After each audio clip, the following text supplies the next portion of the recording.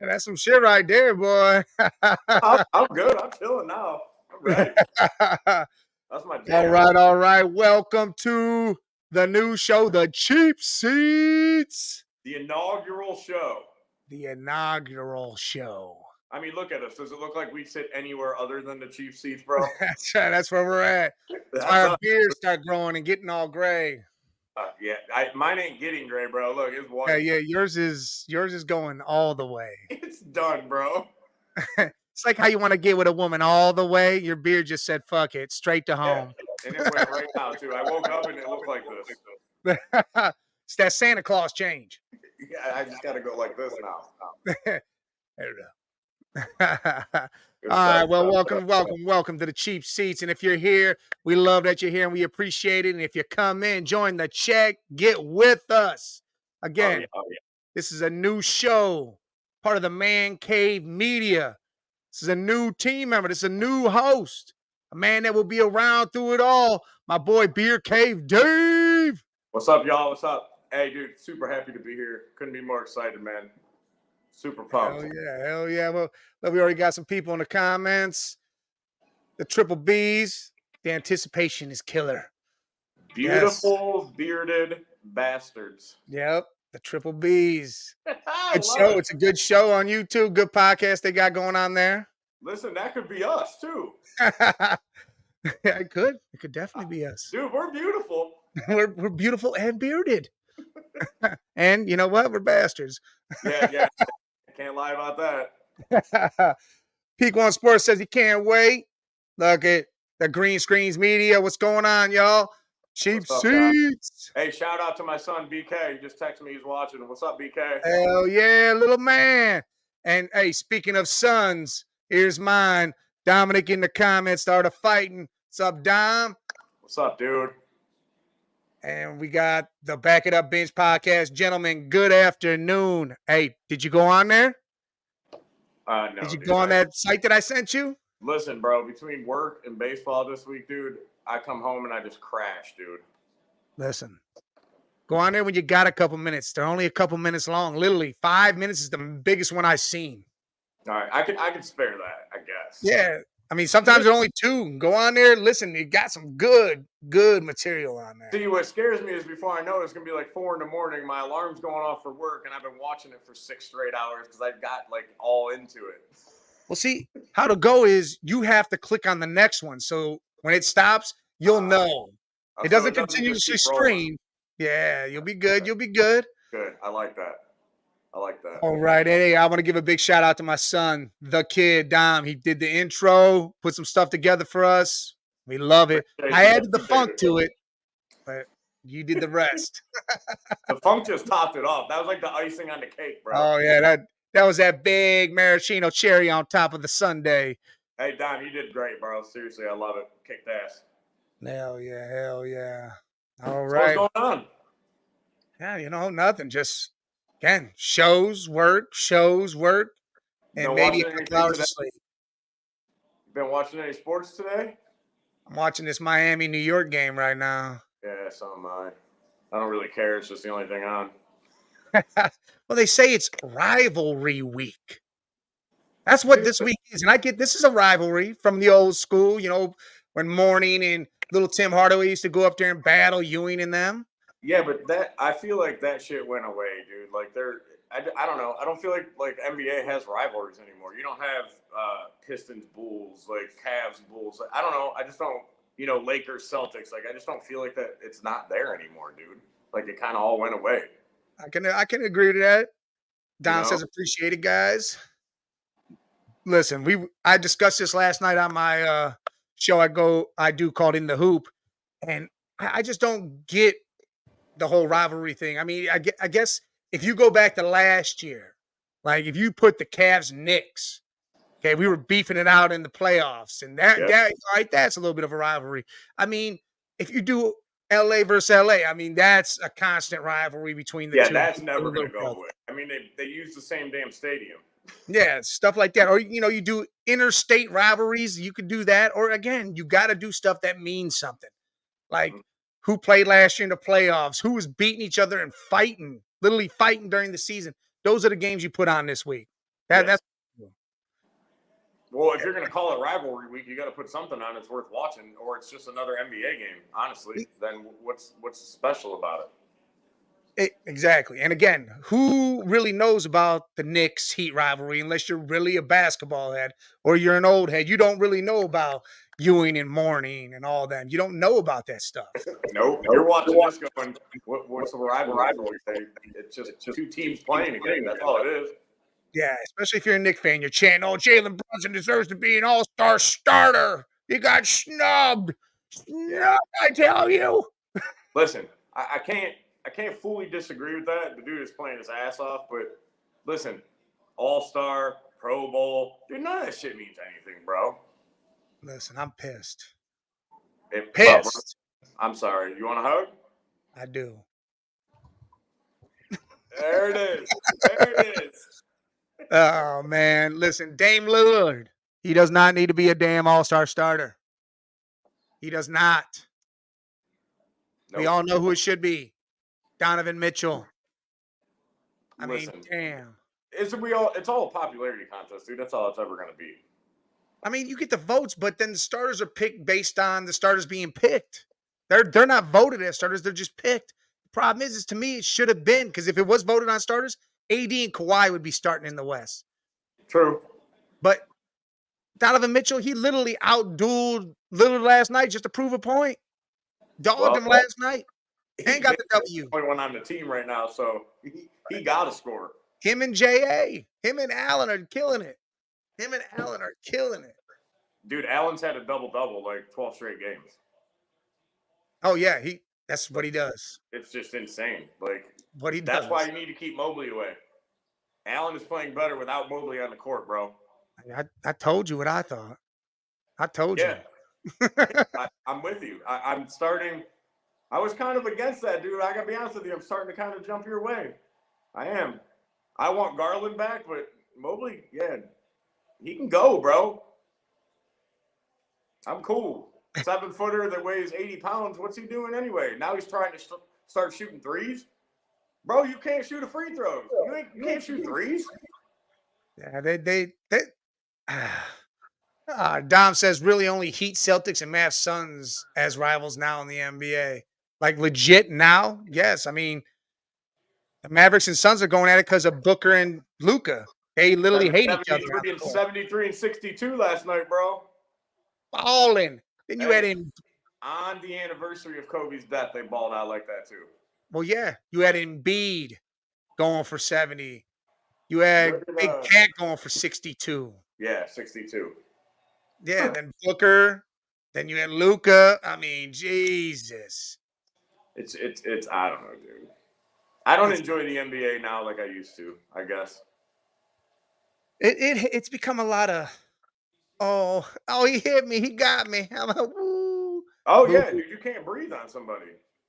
It has become a lot of that. It's a lot more fast paced and action packed, but it's the crybaby shit that can go. That can definitely get the hell out of here. Well, I'd rather see a fucking 82-80 game with some physicality in it than I would 160 to 152 because nobody can touch anybody. Yeah, they're shooting 57 threes a game.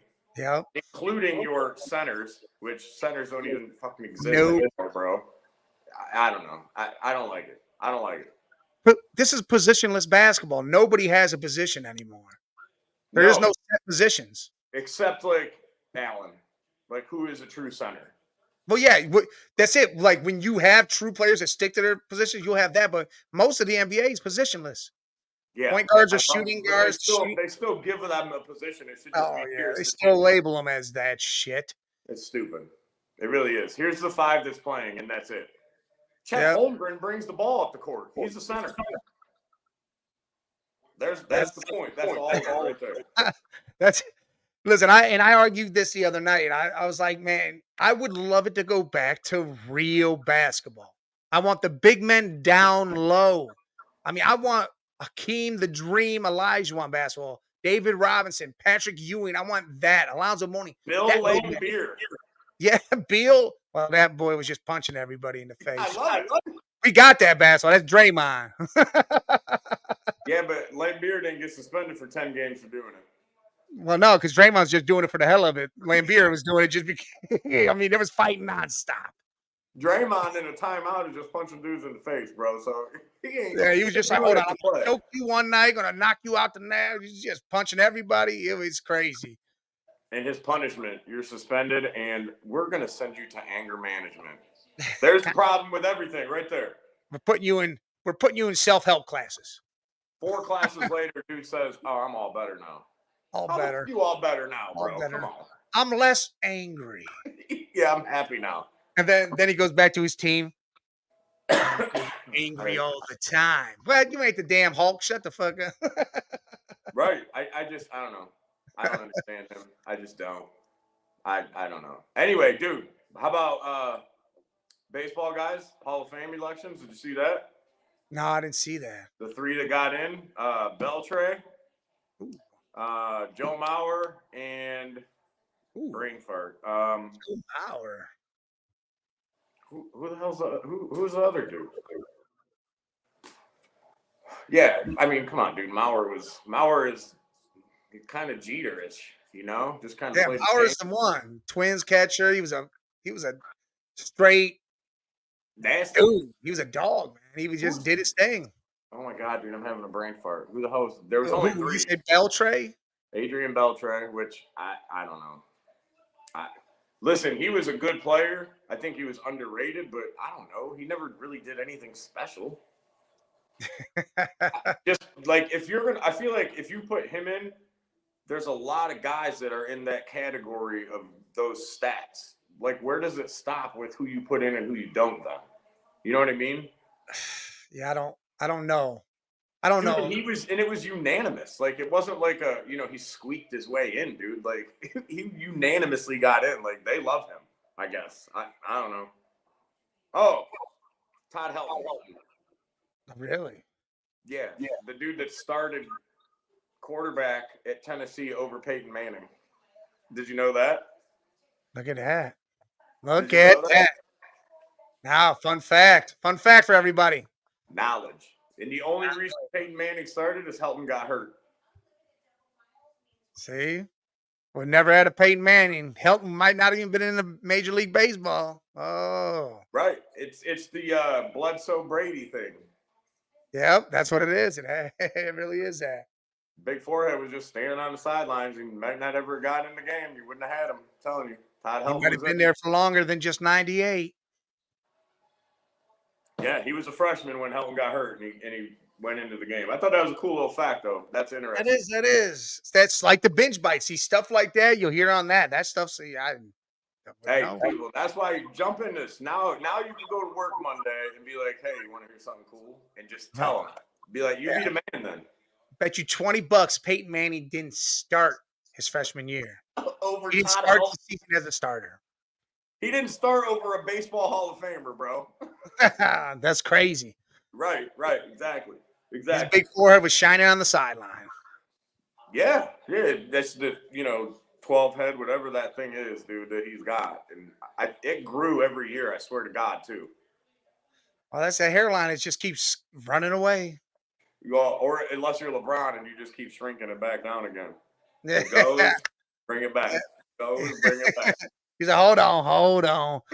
Hey, he calls up his barber. Hey, man, the line's running backwards again. We gotta bring it back. It's starting to look like Snoop Dogg with the dreads, but the dreads start like right here, bro. Way back there. He's over there. He's like my hairline's trying to run suicides. It's going back and forth all the time. Oh, yeah, that's LeBron, no doubt, bro. Yep. No doubt. Oh man. Yeah, I just had to tell you. I didn't know if you've seen the baseball guys. I thought. I didn't see any of that. But no, listen. I love Joe getting in. That's huge. Dude was great. Beltre and Helton. Like, I'm not saying they weren't good players, but again, they're kind of the same. So I just don't know where that line stops with who you're putting in, because there's a lot of players that have those stats, dude. You know what I hate is, listen, I get Barry Bonds and that whole epidemic and what he did, but the dude did a ton before that, better than those two. Yes. It's better than those two before he started that shit. Yes. Same with Pete Rose. Listen, Pete Rose did all his bullshit as a coach. As a player, he wasn't in no trouble, didn't do nothing wrong. Listen, and the thing that kills me with Pete Rose is he didn't bet against his team and like lose a game. You know what I'm saying? Your all-time hits leader isn't in the Hall of Fame. That's why people start to dislike baseball. I'm not one of them people, but it's kind of, I don't know. The whole baseball is just shiesty, dude. It's just weird. It's like the Yankees in the sense where the Yankees, if you go there and you got facial hair, it's got to go. See you later. Get your face cleaned. That is how baseball is. Baseball wants to be so clean cut, so proper. So, hey, no, you don't do nothing wrong here. But it's just like every other major league. Some shit's going on. Just shut the hell up and get through it. Exactly. I could not agree more with you, dude. That Yankees thing was probably cool in the 1920s, dude. But you want to have a beard, bro? Have a beard. You can't. They can't even have their hair touch their collar. That's what I'm saying. And I don't know. I feel like maybe that's why they don't sign certain people. Nobody wants to go there. Listen, you looking like us, dude. I don't want to shave to go there. I'll take 500,000 less to go to this team, keep my beard and my cool dreads or whatever I got. Yeah, do whatever you want, and you're still gonna go do your thing and get paid. It ain't like it's gonna change. Exactly. I don't know. Baseball's weird though, dude. Like, go back to Bonds for a minute. Steroids cannot make you hit a baseball. No. Does that make sense? What I'm trying to say? They can make you hit it further. You got to know how to time your swing and still do all of that. You're still hitting a 100-mile-an-hour fastball with or without steroids. It's just going further with the steroids. You still got to have that gift because hitting a baseball is a gift. I don't care what anybody says. That is the hardest thing in sports to do is hit a baseball. Hitting a 100-mile-an-hour baseball is crazy gift. Throwing 100 miles an hour pinpoint is a damn gift. You got that right, dude. I mean, so yes, you might be able to throw it harder and faster, but you still have to keep that accuracy with it too. So again, the steroids don't make your eyeballs stronger and better. It's not like it's getting right here. You're like, woo. I think I have more of an issue with the pitchers on steroids because it does make you throw harder. Yeah, that's more of an advantage, I feel like, than it is a hitter taking them. You know what I mean? And I agree. But you still got to keep the accuracy, otherwise that isn't going to matter. But if you're already a good pitcher and you know you got the accuracy, then you start roids. Now you're throwing 105 instead of 91 or whatever it may be. Yeah. And you know that you already can pitch. If you have it, you have it, right? Yeah. Now you start taking steroids, and now I'm blowing it by you at 150 because I'm all juiced up, dude. Like, I don't know. But there can't be a line. So if you let Bonds in, you got to let Clemens in. You can't draw a line like, oh, you're both. I mean, even Clemens before the roids, I think he should be in. Oh, I agree. I mean, again, they keep saying, "Oh, put the asterisk there and say from this year to this year he was on roids." That don't matter. Cool, whatever. It don't fucking matter. The shit he did. So pull those stats out. Pull those stats out. Yes, leave that shit out. He still has better stats than Helton and Beltray. That's what I'm saying. Cut all that all the way out. Cut all these players and cut that shit out. I mean, Mark McGwire isn't going to have shit like that. He will be Helton and Beltray. Sammy Sosa has zero stats without steroids. He was nothing before steroids, bro. He don't count. He was just an average dude, and then pumped, and then bam. Yeah, that's it. And then he turned white. And he was just doing. Have you seen him? Yes. Dude, he's white. I know. He looks like us. How does that happen? I don't know. I did that. He's a weird dude, man. I don't know. He's a weird looking dude, man. I don't think he quit the roids either, because I can be honest with you, he's still awfully jacked up too. Dude's still walking around looking like Brock Lesnar, and he's like 70 or whatever, however the hell old he is now. Yeah, I don't know, but I don't know. Baseball's weird, dude. I think you just put the dudes in. If you're in, you're in. Let Bonds in. Let McGwire in. Let Clemens in. Please let Pete Rose in the goddamn Hall of Fame. I'd rather see Pete Rose in if I had the option over like the steroid guys. The dude bet on some sports. Yeah. He is the all-time hits leader. How I don't understand how that dude is not in. Every time I think about it, dude, it just blows my mind. It's aggravating, especially as a baseball fan. That's basically, you almost got to say, one of your greatest players ever, and he's not. You don't get to go to the Hall of Fame and see him. I don't make no sense, dude. Yeah. None. I'll never understand baseball. Like I said, baseball's trying to be that white collar sport. Yes. It's what it's trying to be. They want to be the great step kid. Yes, they do. They do. That's how I look at it. And it's never going to change until you get a commissioner in there that says, you know what, dude, I'm tired of all this crap. We're just going to be a sport now. Yankees, you cannot tell somebody to cut their hair. Okay, Pete Rose is going in. You just need a commissioner that goes, I'm kind of done with the BS. And I think that's the only way it ever changes, bro. Ooh, I got something to talk to you about after the show. But all right. Listen, let's transition a little bit. Now you got to get my mind going somewhere else for. No, it's something good. But what do you think about all this? We're gonna jump sports. Listen, baseball hasn't gotten full swing yet. For everybody that's listening, listen, we're just gonna bounce everywhere.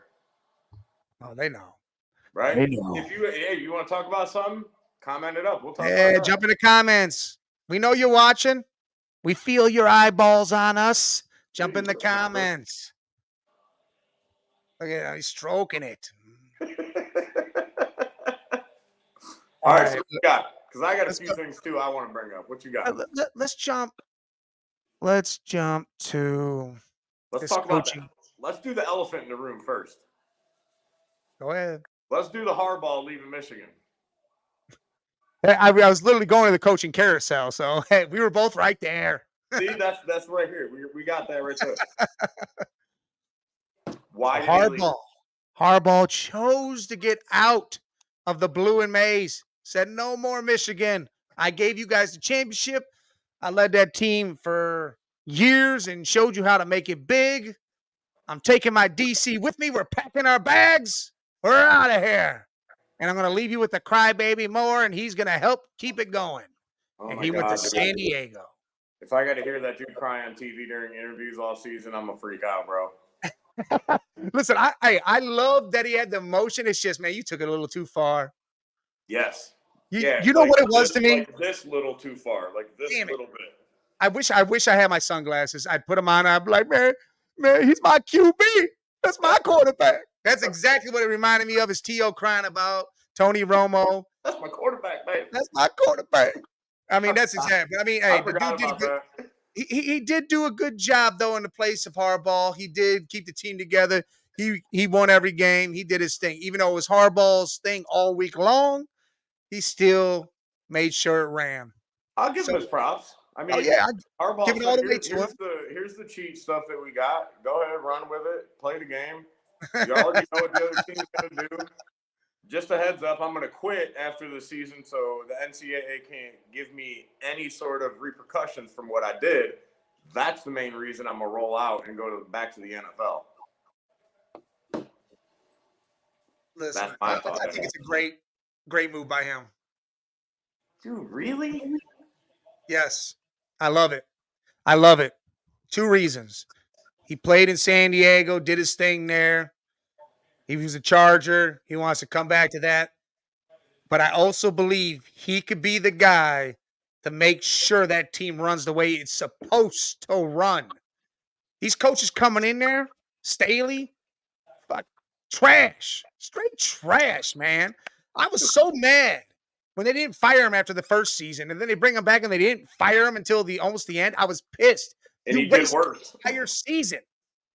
He did worse year 2. Yes. And you got so much talent. Herbert is a good-ass QB. Keenan Allen is a monster wide receiver. Eckler, Mike Williams. Backfield. Yeah, Eckler. Josh Kelly. You have Palmer. You have dudes that are monsters. Gerald Everett at tight end.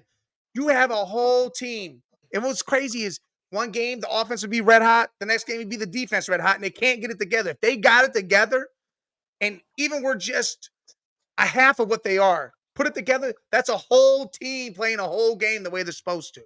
And I got to tell you, dude, they're pretty scary if they actually could get it put together. They're Dude, scary. if Harbaugh gets them put together like I think he can, I'm telling you right now, Chiefs do not win the division. They don't. I agree. It just doesn't happen. I called it this year and said the Chiefs weren't going to win the division, and I said San Diego should. Well, thanks a lot. Well, I mean LA. I mean the Chargers. But thanks a lot, Chargers. Thanks a lot, Staley, for shitting the bed on this. God, it pissed me off. Pissed me straight off because even in the end, the Chiefs still could have lost the division, but it would have been the Broncos who, again, how do you listen? I'm going to rip into the Broncos a little bit real quick. Please go for it because I'm ready with you. How do you beat the Chiefs? Beat them. Then that week you decide to go, hey, Russell, we're going to go ahead and need you to change your contract up. You know, we don't want to have to automatically pay the money, get hurt, and all this and that. And then he goes on to win. Who'd they beat the week before that? Because they beat two great teams in a row. Then did that. It was like somebody else really, really good, then the Chiefs, then, okay, Wilson, I guess you're not good enough, which I'm not going to lie. It's not like Russell Wilson had some great-ass season, okay? No, he had a good season. He had a season that we were like, all right, cool, man. He's a good-ass quarterback. He's not some elite dude anymore, but he's a good quarterback. Yeah, but I don't know if he's $220 million good. You're going to pay him because that's what you signed him to be. I think you signed him to be Seattle, Russell Wilson, and that's nowhere near what you got. I also think Sean Payton, which I got to be honest with you, dude, when they hired Payton, I literally was like, Russell Wilson is going to have a phenomenal year. That offense is going to blow up. Sean Payton is it, and then he gets there and does a Staley and shits the bed. Like, what happened? Look, here's how it went. They beat the Packers. They beat the Chiefs, beat the Bills, beat the Vikings, and then beat the Browns. I mean, they went on a streak. Yeah.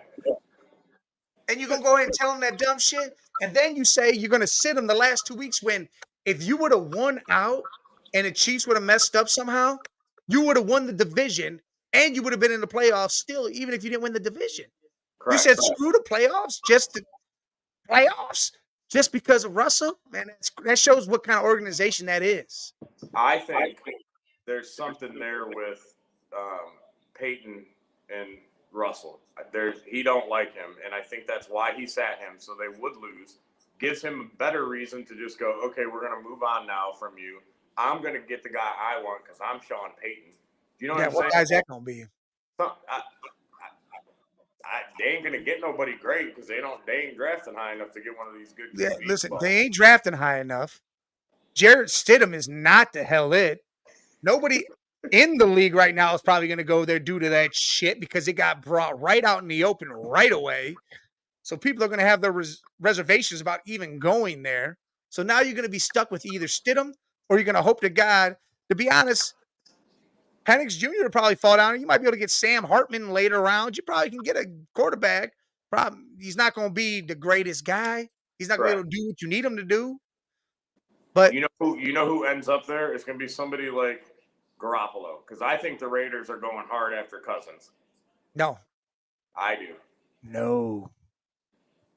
Reports out there. Listen, Devontae Adams, if your best player comes out and says, I want Kirk Cousins to throw me the ball, you don't do whatever you have to do to sign that dude. You already pissed off Devontae Adams when you got rid of Derek Carr, because that's the reason that he came to the Raiders. So you want to piss him off again and not give him the QB that he wants? I don't think he's favoring him. I think he says he likes him. I think he'd like him to be there. I don't get that. I get that. I think he favors him over Garoppolo. Oh, I think Garoppolo's gone from there. I'm not saying Garoppolo will be there. Garoppolo's going to be gone. I think they need to send him to GQ. That's where he needs to go. If he wants to keep on playing football, go sit your ass in USFL. Yes. That's where you go. But reports are execs around the league are saying what I said as soon as it happened with Denver, Russell Wilson. To the Raiders? Yes. And I absolutely love this. And I said why, and here's why. Because he will torment Denver for as long as he's a Raider for the rest of his damn life for what the hell they just did, and you're giving him the weapons to do it with. You're giving him Myers, you're giving him Devontae Adams, Hunter Renfrow, was it Michael Mayer, the tight end? You got Josh Jacobs, you got the defense. You're giving him the weapons and the team to do it with. He could still play. I'm not as sold as you are that he still has it that much. I'm not sure yet. I don't need him to have it that. Listen, he doesn't have to be what he was in Seattle. Put it in between. Be what you were in that stretch. Be what you were in that stretch of wins. Packers, KC, Bills. Be that QB and do it with those weapons. Because I don't think he trusted. I mean, he felt like he only had Cortland Sutton in Denver. He looked at Jerry Jeudy and was like, nah, this dude sucks. I'm not throwing him the ball. Thanks a lot, fantasy. I agree. That's why I don't want him anywhere near the Browns. They keep talking about us trying to go get him. I don't want that dude. Who, Jerry Jeudy? Yeah, no. No, thank you. I know who we want. Yeah, T. Higgins? Well, that's because Deshaun said it. That's great. No, I'm asking you if that's who you. I would love T. Higgins to be here. That's not who I was talking about, but I would love T to come. Who do you want? I would love A.J. Brown to show up. Dude, I don't know if I want that drama. I think that drama is just a drama in itself over there. I think that drama been going on with Sirianni and Hurts. I don't think that's just something because it was perfectly fine for how long, and then all of a sudden now it's there. Yeah, but you don't. Whatever type of shit you have in your head or that you're feeling or blah blah blah, you don't just start popping shit on social media talking all this shit about your QB, who at the time was like 10-1, bro. You mean possibly 1-10? I get it. But it doesn't matter what you could be. I know. You're 10-1 and you're just bashing the shit out of your quarterback, bro. AJ Brown. It's not like he wasn't catching 8-10 passes a game for 150 yards every week either. So, he was doing 5 weeks straight of 125. Right. So how do you go out and all of a sudden just start bashing the crap out of this dude? Because Hurts went away from him. And he got mad. You're a nutbag. I'd be all right with AJ. What kind of Browns team would this be if we didn't have one of those? That's true. Well, we've never really had somebody like that. We haven't. Maybe Amari Cooper with his like. Odell's a nut job. I've actually never even heard Amari Cooper speak a word. I see him speak. What's funny, he's never talks about himself. He always talks about other people. How good they are, what they're doing. That's what makes him great. Yeah, and I think AJ would learn off that and like that. And I think that fit because, again, we need that solid other receiver. You don't think that... I'm not saying grab him. We're not going to get him. That's never going to happen. No. I just brought it just for this conversation. I think Tillman is that type of receiver if they would actually use him. Oh, if they would have played him, I think he'd had a hell of a year. Would have had a hell of a damn year. So would Njoku had a hell of a year if anybody before Flacco actually threw him the ball. Listen, he had a good year before Flacco came, but it just got better. That's why it was a good year. But if you would have used him the way Flacco used him, dude would have been the best tight end in the league this year. I think he has that in him. If you actually he's a Pro Bowl. He's a Pro Bowler. Cares. Here we go. See, All-Star, Pro Bowl, gives a shit about Pro Bowl. They're going to Hawaii. Oh, nope. They're only going to Florida. That sucks. Put him back in Hawaii. There's also a fourth-string running back that's a Pro Bowler because 90% of the players opt out and go, I'm good, dude. Like, I don't want to go. But it's because of what they did to the game, man. Because it's not a game. It's not a game. And then they also took it away from Hawaii. Where is that? It was like, it's in Florida.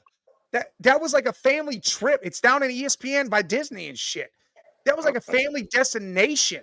You would take your family on a trip, go over there, everybody's have a good time. You could be there for 2 weeks, whatever. That's what that was. They got to bring that back. I think you would have more players not opt out. I think you're right. Yes. More players stay in because because free trip to Hawaii, bro. Again, you're going to Hawaii. You get to spend time with the family. You know, the kids will love it. The wife will love it. You know, it's a good thing. You're hanging out with other players that you're friends with that you don't really get to see much too. Like that's super cool. And you're not just going down to Florida where you go all the time anyways because you're playing Tampa Bay or Miami. It does.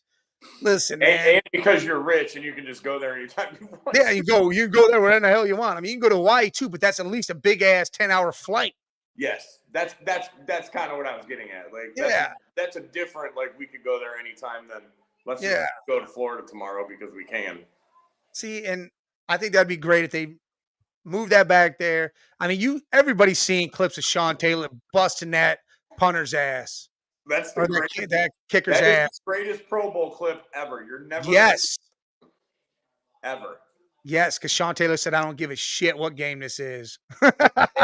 Anybody that's listening, if you go to YouTube, go to somewhere, right, and search Sean Taylor Pro Bowl hit, I'm telling you, you're gonna watch it over and over and over because it's the greatest thing you're ever gonna see in your life, dude. Because nobody expected it. Right. Because Sean Taylor was a player and he didn't give a shit that it Yeah. was. Oh yeah, he didn't care. I'm gonna lay you out. Oh yeah, you're not getting any more yards. He laid out the 70-pound white punter, bro. Like a Straight said done. I want to watch it. I'm gonna watch it when the show's over because I ain't seen it in a minute. That's how good it is. I literally watched it. It came up on TikTok a couple times. I was watching it. I was like, Jesus, laid that dude out. Every time I watch it, I swear I watch it like 10 times. And I'm like, oh damn! And then you're like, I gotta see it again. Push the little rewind. I gotta watch it because it's that good, dude. It is. If you have not seen it, anybody you gotta go watch it. It's the greatest clip ever, dude. And that's what Pro Bowl needs to be. I mean, you got to actually play defense. You got to actually do stuff. Now, what they're going to do, you know what they should do? If you're not going to do all of this, you're going to go to this flag football thing, fine. Fine, if that's what you want to do. But I need you to do the skills challenge, and I need it to be, why don't you bring back, do like legends versus new guys. Like you got your new Pro Bowlers, and those guys are just, you have to be 3 years out of the NFL, but like, Philip Rivers, Tom Brady. Those bastards ain't going in there. Well, no, skills challenge. Not the game, the skills challenge. Like bring Tom Brady, bring Philip Rivers in there and do the accuracy challenge and do all that stuff. Hit the targets and that. Yes. Same with the wide receivers. You know, they all brag about how they can still do Ocho Cinco. All right, we're going to do the catching stuff. Go through the catching, the toes, the over the shoulder. T.O. always says he can still play. Yep. Do that stuff. Same with all of them. Running backs, because you still got, I mean, I'm talking about you're just 3 years out. You could be further if you want to be, but 3 years, is where you have to actually be. Minimum, like 3 years. Yeah. So you bring back AP or something, he comes and does some shit and see who wins out and stuff, make it big for the fans because that would be a huge fan thing and it would bring more people to see it. More people would be interested in seeing some old school guys play and be like, damn, dude, this is crazy. I might actually watch it. Yeah, see, I'd watch the skills challenge. I watch it anyways. As soon as it goes to that game, I turn that shit off. Usually because there ain't nothing else on. So I'm like, I guess I'll fucking watch this shit show. It's just boring. But I mean, it's just boring. It is. And I get now that they're going to go to the flag football scene here because, again, they're going to put that in the Olympics. So it's kind of like a preamp to what's going to happen with the Olympics now. And that's fine. Come on, dude. Like, seriously, you're going to take – I love that they're doing that. I just think it's hilarious. You got some 80-pound white dudes from Sweden, right? And this dude's trying to cover Tyreek Hill with Josh Allen throwing the ball 70 yards down the field to him. Hey, look, you know what it's going to be. All them other countries are going to get their track stars. They're going to get people like that. It's going to be the dream team against like that first dream team with Jordan and Barkley, like Drexler and all those dudes. That's what it's going to be. And we're going to smoke everybody. I also said that USA would never lose in basketball, and they went out and just got way too cocky that year and got their asses kicked, and they lost. But I don't think the football dudes could be as cocky as they want and show up half-assed to play, and they would still smoke anybody else in that game. Well, that's coming. Nobody else even plays football. That's not. I don't think they're doing it this year or this Olympics. It'll be the next Olympics. Do you know what I'm saying? Nobody else plays football. Well, they do. It's just more of backyard. They're just kicking each other's ass. Them guys play rugby. Them dudes are over there playing rugby.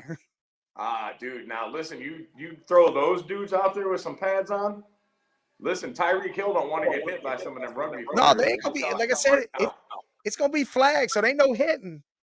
Dude, I don't give a shit. It's gonna be Someone's getting shoulder checked. It's gonna be Sean Taylor in the Pro Bowl. One of those rugby dudes gonna lay somebody out with that flag football. Somebody's getting a shoulder check. Done. One of those big ass dudes that plays rugby is gonna go, oh, I forgot we weren't playing tackle. And he gonna lay somebody out. I love it. I'd love to see it. Hey, while we're sitting up here in the cheap seats, hey, I'm gonna bring out a story. Now, this story, me and Beer Cave go back to Ohio Center for Broadcasting days. We was kegging it, doing our thing. Beer Cave became the name literally in the first day. Because we had to say nicknames, and I just gave him the nickname Beer Cave. Yeah. Hey, thank you to you. You did it. Day one, 10 minutes into class. That was it, dude. And that was it. That entire rest of that class ever actually just called me Dave. No, yeah, it was Beer Cave forever. Yep. Hey, B-Rad, Big Mike, Beer Cave. Yeah, that's what it was. Yeah, Brad hated that. B-Rad. Yeah, that's why I called him at all times. He didn't like it. Oh, but all right. So we do that, and then I go out to where he stays. We go. We get to drinking. That's what I was back then. That's what he does. I mean, we drank. And we happen to walk into this bar. Of course, we're talking sports all night long with all sorts of my God, you're going to tell the story. I forgot about this. I knew you did. Now I know where you're going. I love it. Listen, we go in this little hole-in-the-wall bar. I mean, it looked like a hole. It was late at night. I don't know what. I was drunk. I don't know what the hell it was. Third base in Avon Lake. That was the one. Listen, that's funny because I go to a third base over here. It's called James Third Base over here. It's still there. Still called third base. So we go in this bar, wherever, drinking, kicking it. Some dude, a couple of these dudes walk up to me and like, oh, hey, man. I'm like, is that Dieter? Dieter from Rover's Morning Glory? And listen, man, I just smiled and said, yes, it is. And he grabbed me in the bathroom. You grabbed me and you went, go with it. Yes. He went to the bathroom. I said, when he comes out, I'll bring him over, introduce. He's, oh, yeah. As soon as he walks out the bathroom, I say, hey, listen, here's the plan. I gave him the rundown, said, dude, you are Dieter. He's like, what? I'm like, just go with it. I don't know what's happening. We're going to go with this. And they're buying our beers. Yeah, we had drinks all night. He was taking pictures with them. He signed on. Oh, my God, dude. They really did take pictures with me. It was the greatest thing. Oh my God, I forgot all about that. I'm so glad you brought that up. I really forgot all about that shit. That was hilarious, bro. Dude, we were there for like 2 hours and drank for free. Like, I didn't spend $1. No, at that bar, no, we didn't spend nothing. We spent more at the bar before that is where we really spent because we sat down, ate, and was with we had a bunch of people. We were just kicking it, doing our thing. That's where we spent the money. Yeah. We were drinking, what were we drinking? Snake bites? Is that what we were drinking all night? Stone Cold and lime? Look at my dude with the memories. Oh man, dude, my mind is a steel trap. But yeah, dude, that was crazy. That was a hell of a night. That was a good time for real. That was fun as hell. Oh my God. Then you called me Dieter for like the next 2 months. Hey, I got Dieter here. Yeah. I'm like, no, it's Beer Cave. Stop calling me Dieter, bro. You don't even want to be called Dave no more. Beer Cave is what it was. Yeah, forget everything. Just go with Beer Cave, bro. Oh, man. You know what's funny? Hey, man, I'm glad you brought that up, though, man. I want everybody to know me and you go back a long way, man. Yeah. This isn't just something that popped off just out of women and we just do a show together. This has been brewing for a long time. And now that me and Jay started this, you were the first person I thought of. And I was thinking of it and was waiting. And then as soon as you messaged me on Twitter, I was like, nah, that's it. You're joining. That's it. I love it. Being a part of it. Hey, all love, bro. You know that's right. That's right. I love you too, man. Look. And you know what's funny is I went through that with you with Dieter. You were Dieter, played that. I did this 2 more times. 2 more times after that No, with somebody else. For Dieter? No, not for Oh, Dieter. It was 2 different things. what? Right? Because, all right, this one time, my dude George, he looks like Goldberg. You know, he big dude. I don't play it off like he is Goldberg, though. I don't do that. That doesn't happen. Big bald dude, you know, big. And he just went through some stuff, you know, with his ex-wife or whatever. And I'm like, dude, let's go out. He's like, man, I got no clothes. They're all at the house still. He got kicked out, had no clothes. Literally just had the car and he had like a garbage bag. He had nothing. I'm like, dude, let's go out. He's like, look, I got nothing. He opens his trunk. You know what I see in this trunk? I see a tuxedo. Oh my God. I said, George, you take Put that it on. Put it on. tuxedo out. Go shower and put that thing on. He goes, what? I got it. I got what we're about to do. I called the 2 dudes we're meeting up. We were meeting at a Brew Baker's in Stowe. I call them up. I say, hey, listen, when I walk in there, you got to go with this. They're like, what? I go, I got a runaway groom. You're going to go with this, and everything I say, you just, you know, here's what I want you to do, though. Amp them up, and when they ask, because we all went in there together, me and the 2 dudes, we were always in there every Friday. I said, tell them what, give them, start it. Just start it. Just say, hey, we were supposed to be at a wedding. Our buddy, you know, some shit happened. He said, I'm good. Now. Set the mood, set the lighting. Then I walk in with him. He's all tuxed out. They're like, what the hell is going on? Why is he dressed like that? And you guys are this. And I tell the story. Well, he was supposed to get married. Found out that his future soon-to-be wife had cheated on him literally multiple times, and he just ran. Disappeared. No one knew where he was. We all left. We were all we were like his groomsmen. We left, got changed, went searching. I just happened to find him. I bring him there. He kind of just keeps his head down like he's upset and shit. Dude, I had these bartenders crying. These girls were crying. What? Shots all night. Bro, look, now I feel bad. Like, Dieter started this whole situation now. Like, listen, here's what I got to tell you. I love that story so much. And when you come up here to visit me, I'm going to rent a goddamn tux. And we're going to go out, and I'm going to You're doing the runaway groom. I'm just going to rock. I'm going to rock the tux, bro. I have to now. I love that story that much. You know what? You rock the tux. I'll get a suit or something. We'll go out like, dude, I had to go chase him down. Sitting on a park bench with a brown paper bag and a bottle and drug him into here.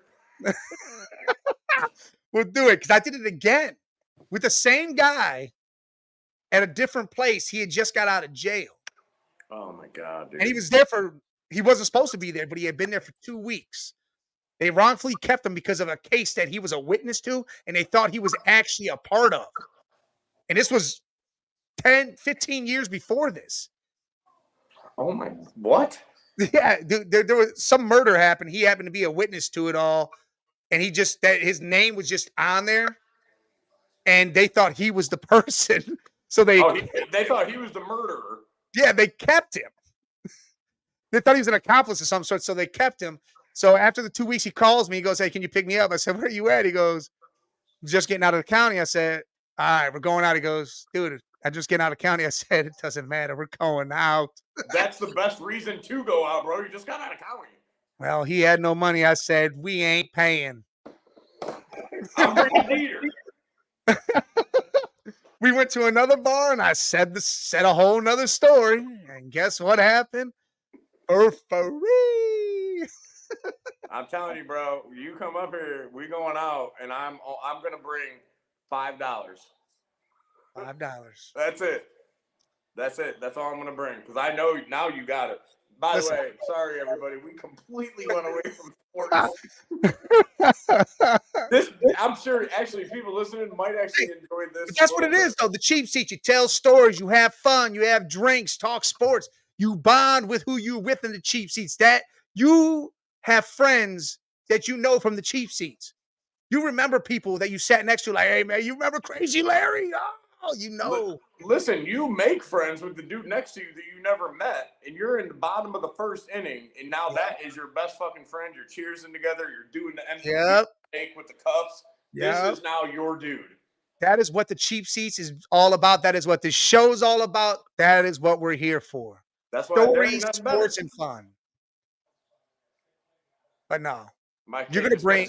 texted me. My kid just texted me. He said, "Let me come with you guys." hey, dress him up as the ring bearer. BK, you're in, bro. Carry that little pillow. You're the ring. No, you just be the ring bearer. If you set up, he'll have all the pop, all the food he. Yeah, he'll carry that little pillow around that you bring the rings out on. Yes. You're gonna need to bring here. You're in, It's got to be. You got to bring 5 singles and a $5 bill. That's it. Let's see. Right, and they all got to be crumpled up. He said, "Yeah." They all got. It's got to be crumpled up. So it got to be like, this is what I got left over, and then say, "Oh, dude, I already got it." Yeah, we good, bro. Oh yeah. You ran away from your wife. Your name's Dieter. You just got out of county.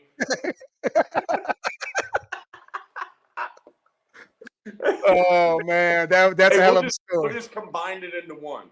Hey, listen. This you know my what boy we're gonna Beer do? Cave. He got out of county yesterday. Went to get married today. His wife cheated. His fiance. His wife cheated while he was locked up. Dude's on the radio. Like, he's just having a night. Why don't you get him shot?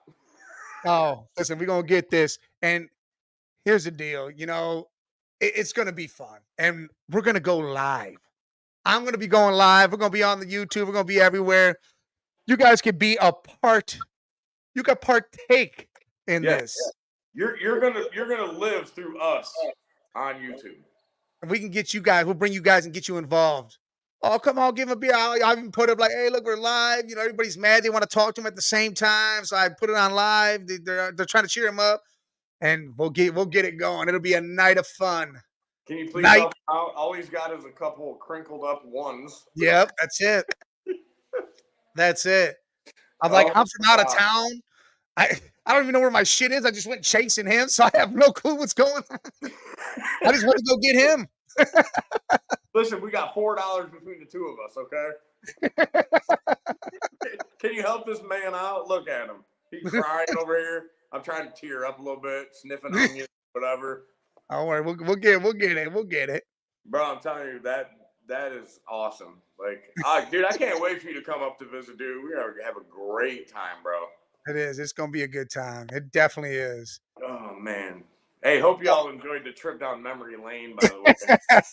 Story time. Me and Big Mike holding hands, walking down memory lane. Y'all feel it, right? I can see y'all smiling like, oh, that's so nice. All right. Let's return to the coaching carousel. So, Harbaugh, Chargers, brought his DC with him. What are your takes? Because I already said mine. I think it's going to be a good thing. I think the DC will help out big time. I don't put my feelings of how I think of Harbaugh aside. I think it's great for Herbert. Yes. I think that was probably the one guy.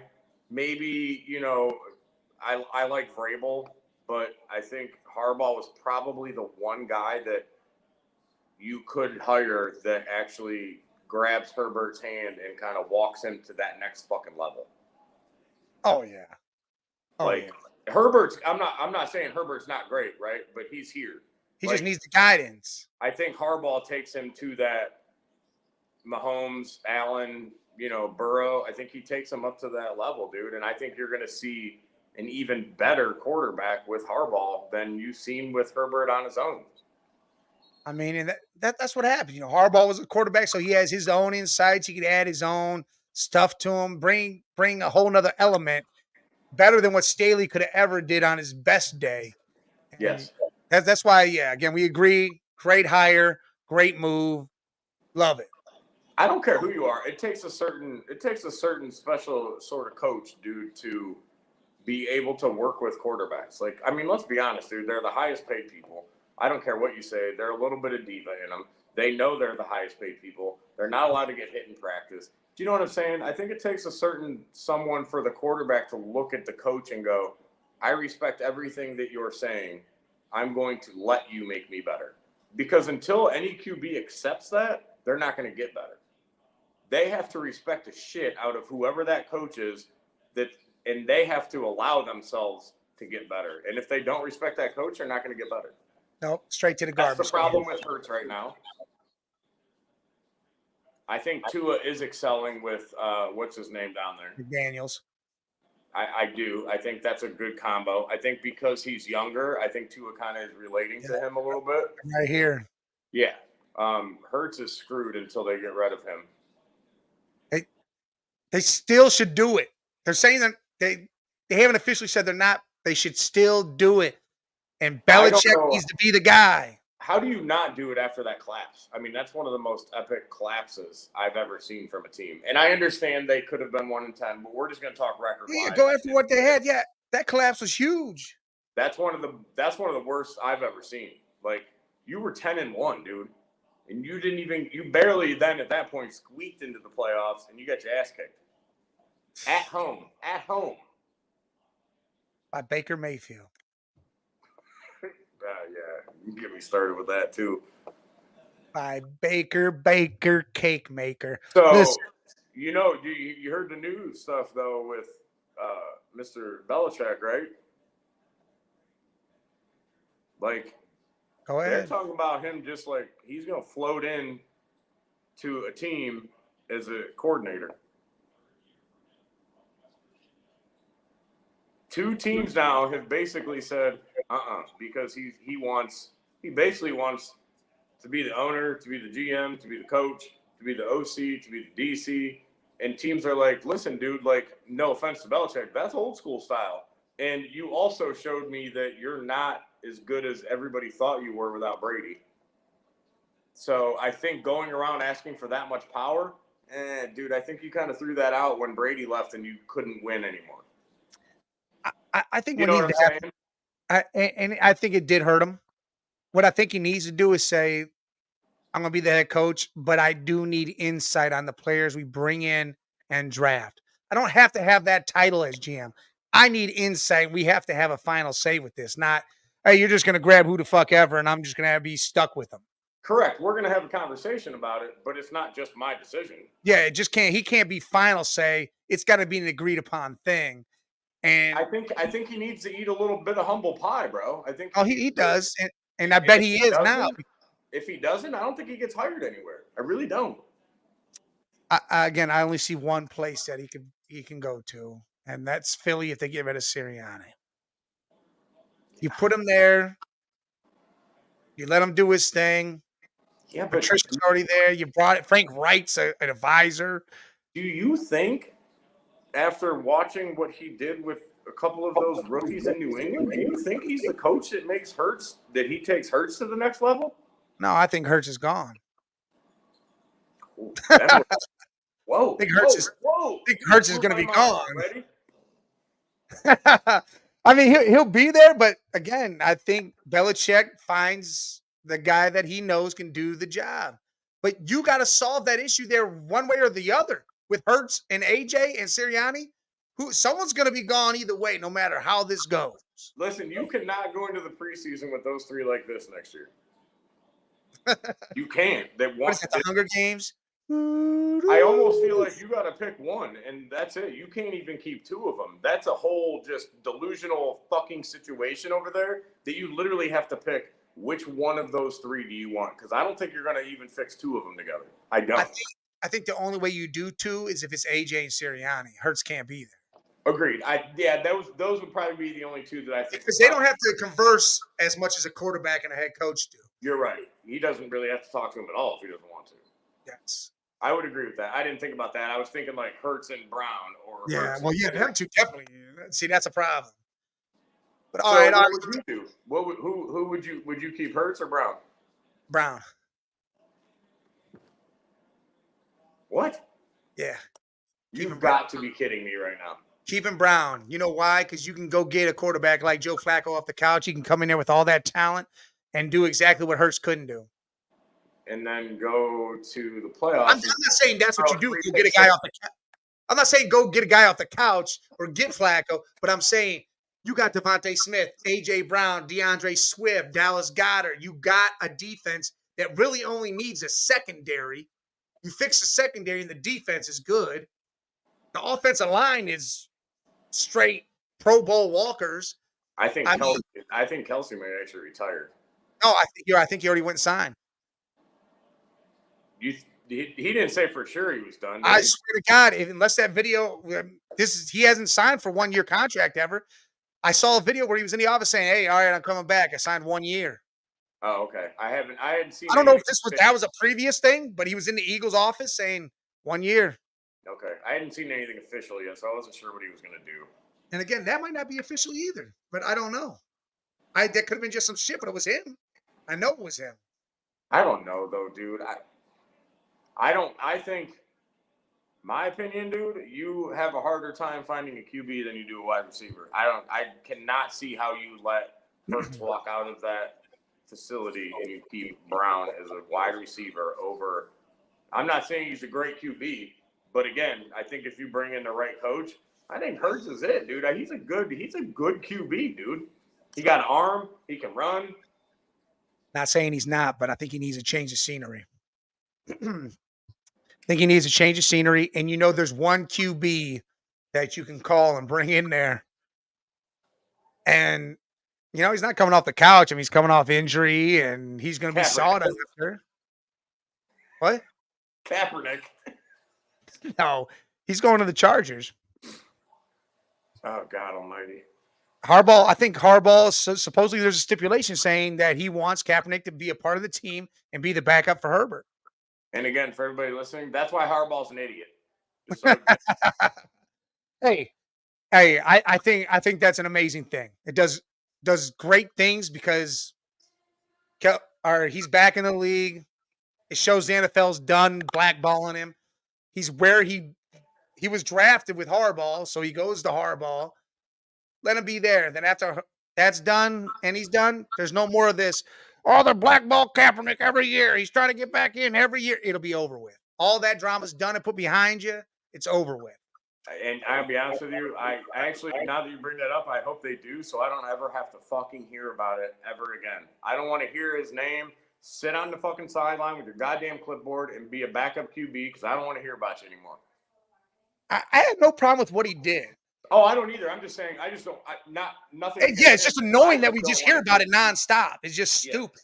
I just don't want to hear anything about it anymore. So the second that you actually sign, we're going to hear about it, obviously, every minute of every day for like 2 weeks, and then it goes away. And I never have something happens. God forbid Herbert got hurt. He goes in, leads the Chargers to the playoffs.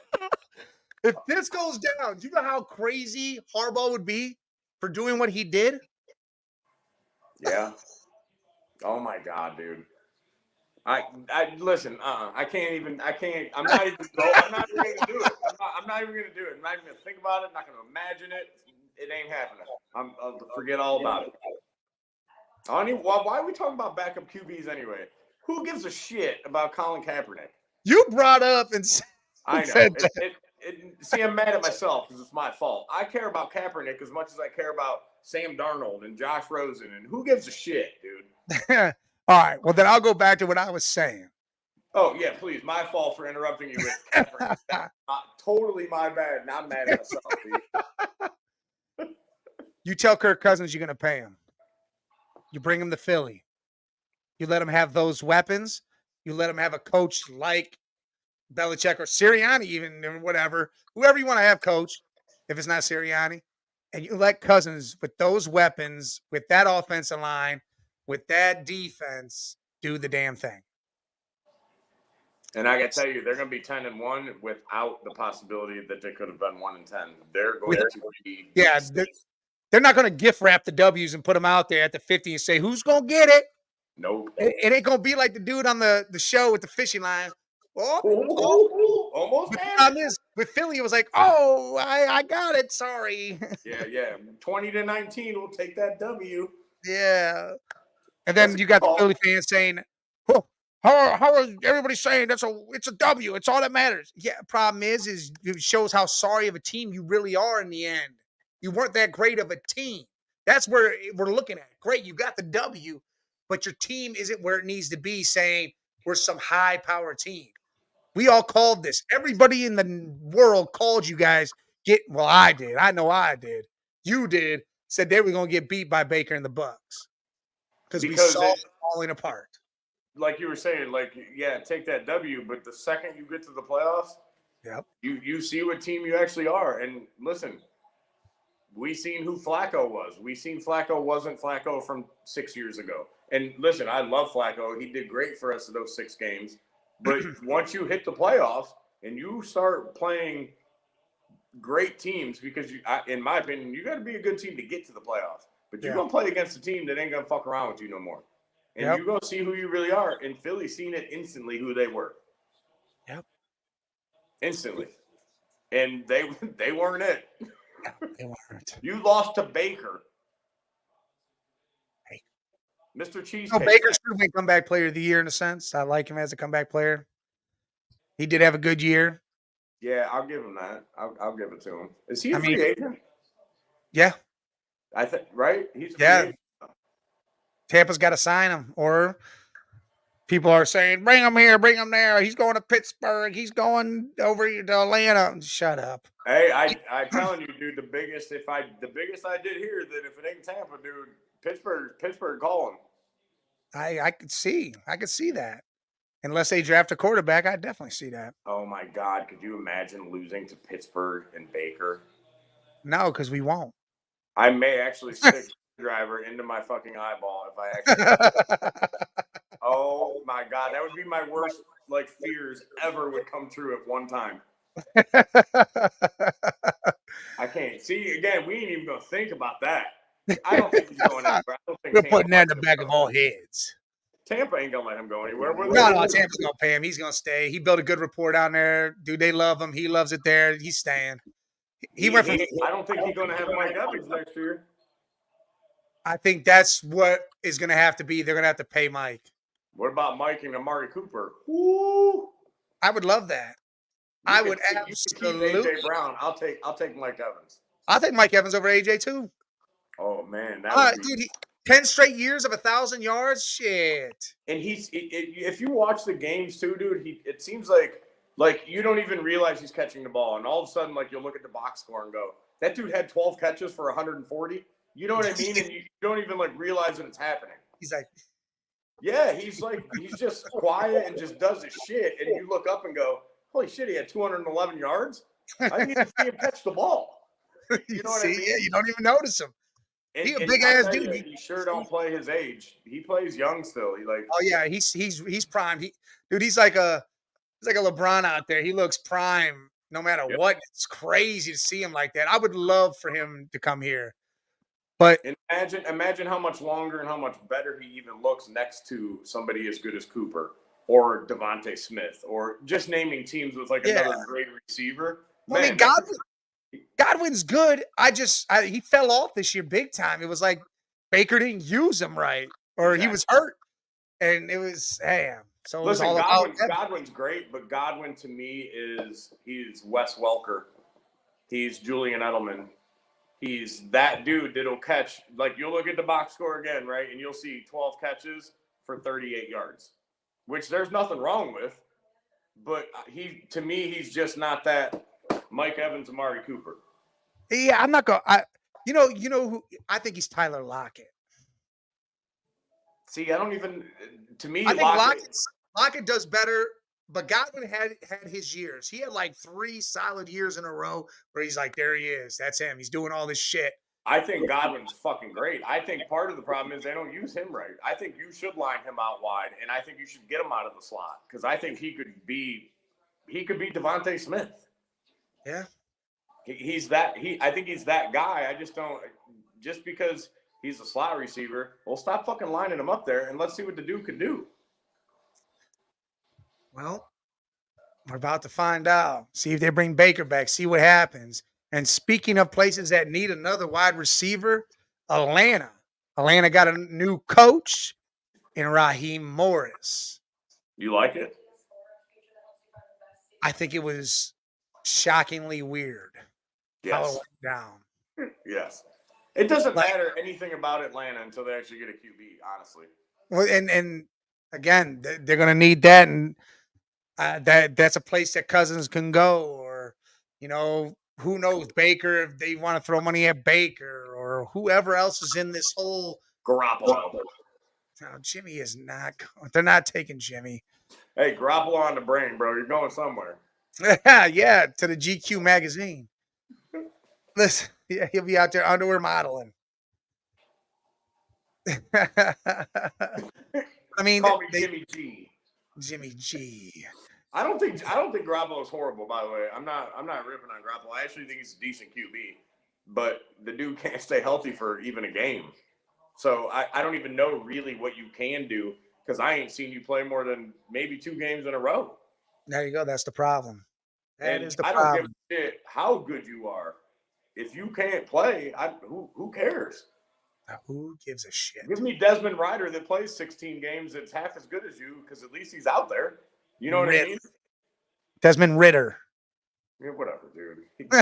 Desmond, Desmond backup because he ain't starting no damn where. I'll tell you that. I've been benched 20 times.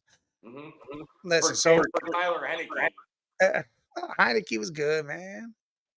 No, he wasn't. He was good in Washington. He had a good little run there in Washington. Yeah, do you know who he was? He was Jeremy Lin of the NFL. Had a good little run and then poof, That's right. all gone. He like Sam Howell. Sam Howell, He led the league in yards for the first over half the year, right, and then he played like 3 straight games and threw for 50 yards. and he got trashed and benched and all that other good stuff. But I'm not saying he's trash either. Washington's got just a shit show over there, bro. Yeah, they don't know what the hell they're doing. Not a clue, bro. They don't know what's going on. And you know what's crazy about the whole situation is, Raheem Morris goes there, and we're going to tie the Washington thing into it. So they hire Raheem Morris after the Belichick interviews, the Harbaugh, Vrabel, and then they interviewed Bieniemy. And Bieniemy, oh yeah. All of a sudden, Raheem Morris comes in, and I didn't even know he had an interview. Like And quit. got hired right in. Yeah. So why is Eric Bieniemy getting all this hate? Why is nobody taking this dude as a head coach? Bro, this is like what, third year in a row that he's like, Yes. his name, and then he's an offensive coordinator again. I don't get it. What is up with that? Does the dude just interview like horribly? You know what I mean? Not trying to be funny, but something ain't right. Dude. You could come in there and be the boy from The Ringer, talking all slowish and shit. He could do that. He could be that, and I'd still hire him based on what I've seen. Because everybody said, "Oh well, Andy Reid." Listen, dude, Andy Reid took his playbook and used it and called the plays. Correct. Now you see what happened. He was gone. What happened this season? Mahomes regressed. The offense looked like shit. Yeah, that's also no receivers in my opinion too. There's no receivers. But again, they had Juju Smith-Schuster. That's true. We did talk about that too. And they had was him also in his 19th year in the league, and the dude looked like a stud. And they had Sky Moore. Yeah, they had nobodies last year, but he still made it work because he knew the plays. He had plays. He had Sam Howell thrown for over 3,000 yards, leading the league. Yeah. I mean, the man's done some damn things with Washington. They won games they weren't supposed to win. They did stuff. And that wasn't on Ron Rivera. That was literally Eric Bieniemy doing the shit. Mm-hmm. So yeah, I don't 100% agree with you. Ron Rivera, he didn't do shit for that team. Honestly, I don't think he did anything. That whole they won games 32-31 because of Bieniemy calling those plays to win those games. That's what I'm saying. What the hell is wrong that this dude ain't getting hired somewhere? I don't get it. I don't know. I have no clue. I think it's horrible. I mean, everybody needs to understand when you have a quarterback at the caliber Deshaun Watson is, and he argues and fights and bitches, say, "Hey, I want this dude as the OC," and when you don't give it to him, he wants a trade, and that's what started all the shit in Houston. There's something good about this dude. Mahomes had him. He's had quarterbacks, great quarterbacks, and average and trash quarterbacks, and he's done good things with them. I don't get it. I don't get it at all. I don't get it one bit. I don't either. And I'll tell you, his name went like this now, and I ain't even heard him interviewing again anywhere. Like, I don't get it. I really Unless don't. Washington said we're going to let you be the guy, I don't know. I haven't even heard anything about Washington.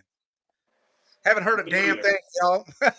You know, the only thing I ever think about Washington is I feel horrible for McLaren because that dude is a fucking stud, and he's just buried in the mud over there, bro. So, AB, if you can't go get T. Higgins, why don't you go ahead and call Washington up and get McLaren out of there? Dude, bro, I'd freak out, dude. Get Scary Terry and put him where he needs to be. Oh my God, could you imagine, dude? Do you want to talk about a stud receiver? He's a stud. And he's done it with the shittiest of shittiest quarterbacks. And no other playmakers around him whatsoever. Like, I don't think he's had a good quarterback his entire career. No, I don't think he has. And he 1,000-yard receiver every year. Yeah, he does his thing. With Sam Howell. Yeah. Tyler Heineke. Jacoby Brissett. Yeah. The Magic Man, Ryan Fitzpatrick. Yeah. Fitz. I don't know. I feel bad for him because I always feel bad for great players that are kind of stuck. And not just because you have a bad team, like it happens, but they're constantly bad because it's just a shit show. You know what I mean? Like pick another team that's a shit show, and I feel bad for a great player that's stuck on that type of team because you're not going to get better because ownership's a mess, GMs are a mess, coaching's a mess. You have no idea at all what you're doing, so you just keep throwing people out there and go, let's see what you could do. Let's see what you could do. And before you know it, the dude's 37 and he's retiring, yards-wise one of the best, but nobody even hears his name because he's buried in the mud in Washington. and that's the craziest thing. Stupidest things that it's like that with those players out there. It sucks for them. I mean, don't get me wrong. It probably doesn't suck that bad when you're, cashing your $17 million check. I'm sure you could survive and be okay. But some people, like, play the sport because they want to win and they love the sport. I'm not saying all of them do because I don't believe that by any means. I'm not saying McLaren for sure is that dude. It's not like I can call him up and talk to him. But I feel like he really loves the game. I mean, if you're going out there playing that hard in that situation, you're a stand-up dude. Yeah, definitely is. He's got the skills. A lot of dudes would just be like, yep. He's got the skill. He's got the mindset. He knows how to play the game, and he loves the game. Keeps his mouth shut and plays football. That's right. With Tyler Heineke and Sam Howell and whoever else you decide to put in there, he's still going to go out and play football. You know what I mean? He's just it, dude. He's that type of dude, and I respect him, and I feel shitty for him. I do, man. He's a bad situation. What's Washington going to do next year? Is it going to be Sam Howell? We going to try that again? They're going to draft a QB. Listen, dude. See, and Drake May or Caleb Williams or Jalen Daniels is going to be. Where are they drafting at? They got three. Two? No, is it? New England's got 3. Yeah, you're right. So who's the second QB? You think it's what's his name from LSU? I think it's Drake May. You think Drake May gets drafted second after Caleb? Mm-hmm. And then I think Jalen. I think Daniels goes right after. Unless Chicago moves down to 3, they're going Marvin Harrison. Oh, no doubt. But it's all about right now, and nobody's going to know, dude, because nobody knows if they want to keep Fields or not. Nobody. Here. Let's finish up the coaching carousel real quick. We're going to get into something. My bad. But no, you're good. We'll get into some of that. Hey, so Tennessee, they called the guy. They got the OC from the Bengals, Brian Callahan. Firmly put it down, and then even threw something out this week saying, hey, Derrick Henry's the man, this and that. Throwing the door open, a slight crack saying, hey, boy, if you want to open it the rest of the way and come back, you can, but we'll see what happens. Now, how do you like that hire? I mean, again, you get these OCs that are there for a year or two, a couple years. and they're being thrown in the fire. And he's a young guy. Everybody wants these young guys now. He had his stuff. He was with Burrow, did his thing with Burrow, brought that team around. A lot of that offense went around him. So Correct, and that's where the problem falls. Now you go into a situation where, bro, you're a long way from Joe Burrow. oh, you are. You got a rookie, I Will mean, I'm Mayo not saying Levis. it always, not to bring it up again, but it always comes back to the Belichick Brady thing. Like, was it the OC? Was that made Burrow good, or did Burrow make him look good? You're going to find out right now when he goes to Tennessee, and there ain't no Joe Burrow there. I think he'll be all right. I think Will Mayo's good. I don't think he's not Joe Burrow, but I think he's good. Who? Levis? Yeah. I think he's good. I think he needs an OC like this. I think Yes. he needs an offensive-minded dude. I love Mike Vrabel, by the way. I do too, and I can't believe that it went down the way it did, but it did. So Vrabel's on to the next. But I don't think Vrabel is that dude to grab a quarterback and take him to this level. No, as much as I love Vrabel, he ain't that dude. That team, the way it was not that. And Brian coming here it is that. And he's talking about, everybody's worried that he's going to grab his dad Bill from the Browns, the offensive line coach. I don't want that to happen. Nobody does over here in Cleveland. Nobody wants that to happen. But, who knows? Brian may not even have called him and said, hey, come here. He might just say, hey, look, Dad, I'm going to do this on my own. And if I can't do it, maybe I have you come in a couple years. Whatever it is. But I like the hire. I think it'll be good. I think it'll be good as hell for D-Hop. I think it'll be good for Burks and them. They get a good running back. They got to get that offensive line together. I think it'll be great. That's exactly why he called that. I know. And he probably did. And whether Bill says, nah, dude, I'm comfortable where I'm at. I got something here. And I think Bill stays for at least another year. At least he gets another year. Yeah, I don't think he ain't going anywhere this year. I would not think that whatsoever. I do think if things change here or we don't get over that hump, he'll go visit, coach with his son, and then he'll retire after that. And I see that happening. How could you not how could that not be like your end dream gig? Would be like, man, me standing next to my son on the sideline, for a year or two. Then I peace out. Like, dude, that's awesome. That's that's what LeBron's trying to do that now. He's waiting for his sons to get in the league, play with him, be done. Stop it. That's what he's doing. His son ain't even good. Ronnie, I think this year has a lot pending on what happened with his heart and stuff. That's a whole nother conversation. But yes, I think that'll change eventually. But Bryce is really the one. That's the younger one, right? Yeah. Oh, he's beast. He's a baller. Not to change into basketball, but yeah, but I agree that he's a beast, dude. Yes.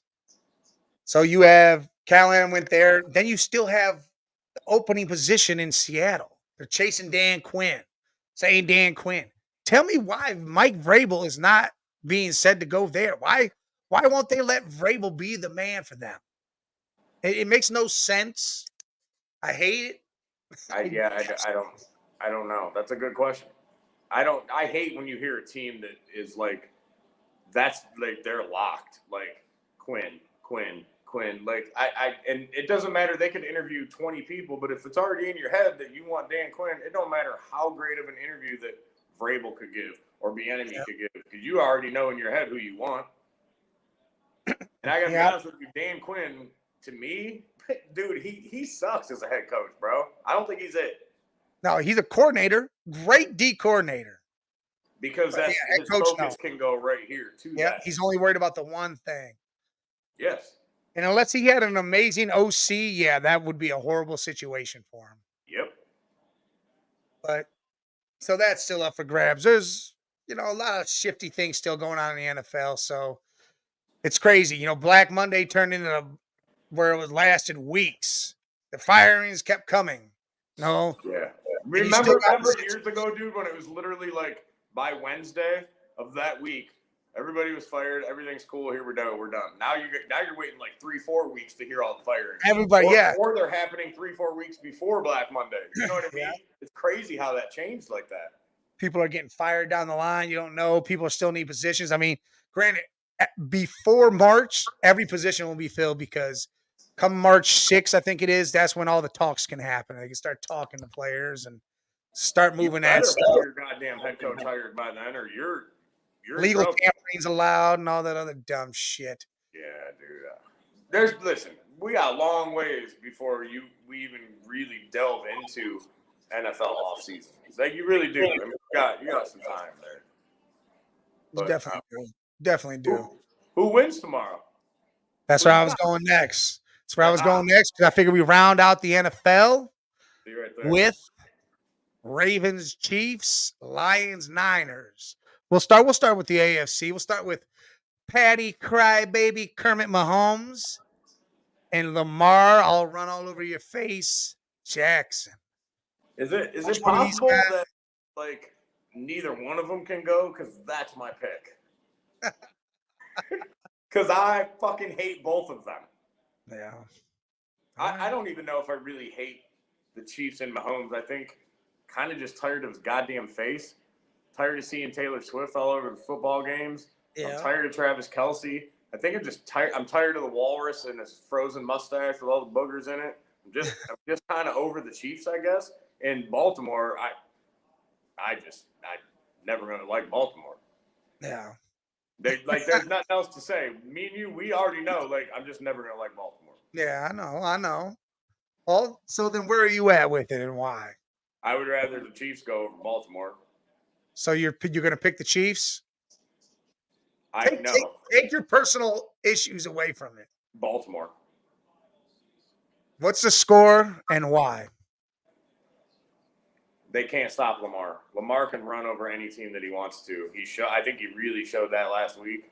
And he threw. It's not like he just, you know what I mean? It's not like he just went like straight Mike Vick and just ran. Yeah. The dude could stand in the pocket an entire game. He showed me that this year, which I didn't know if he really had. Yeah, they made him.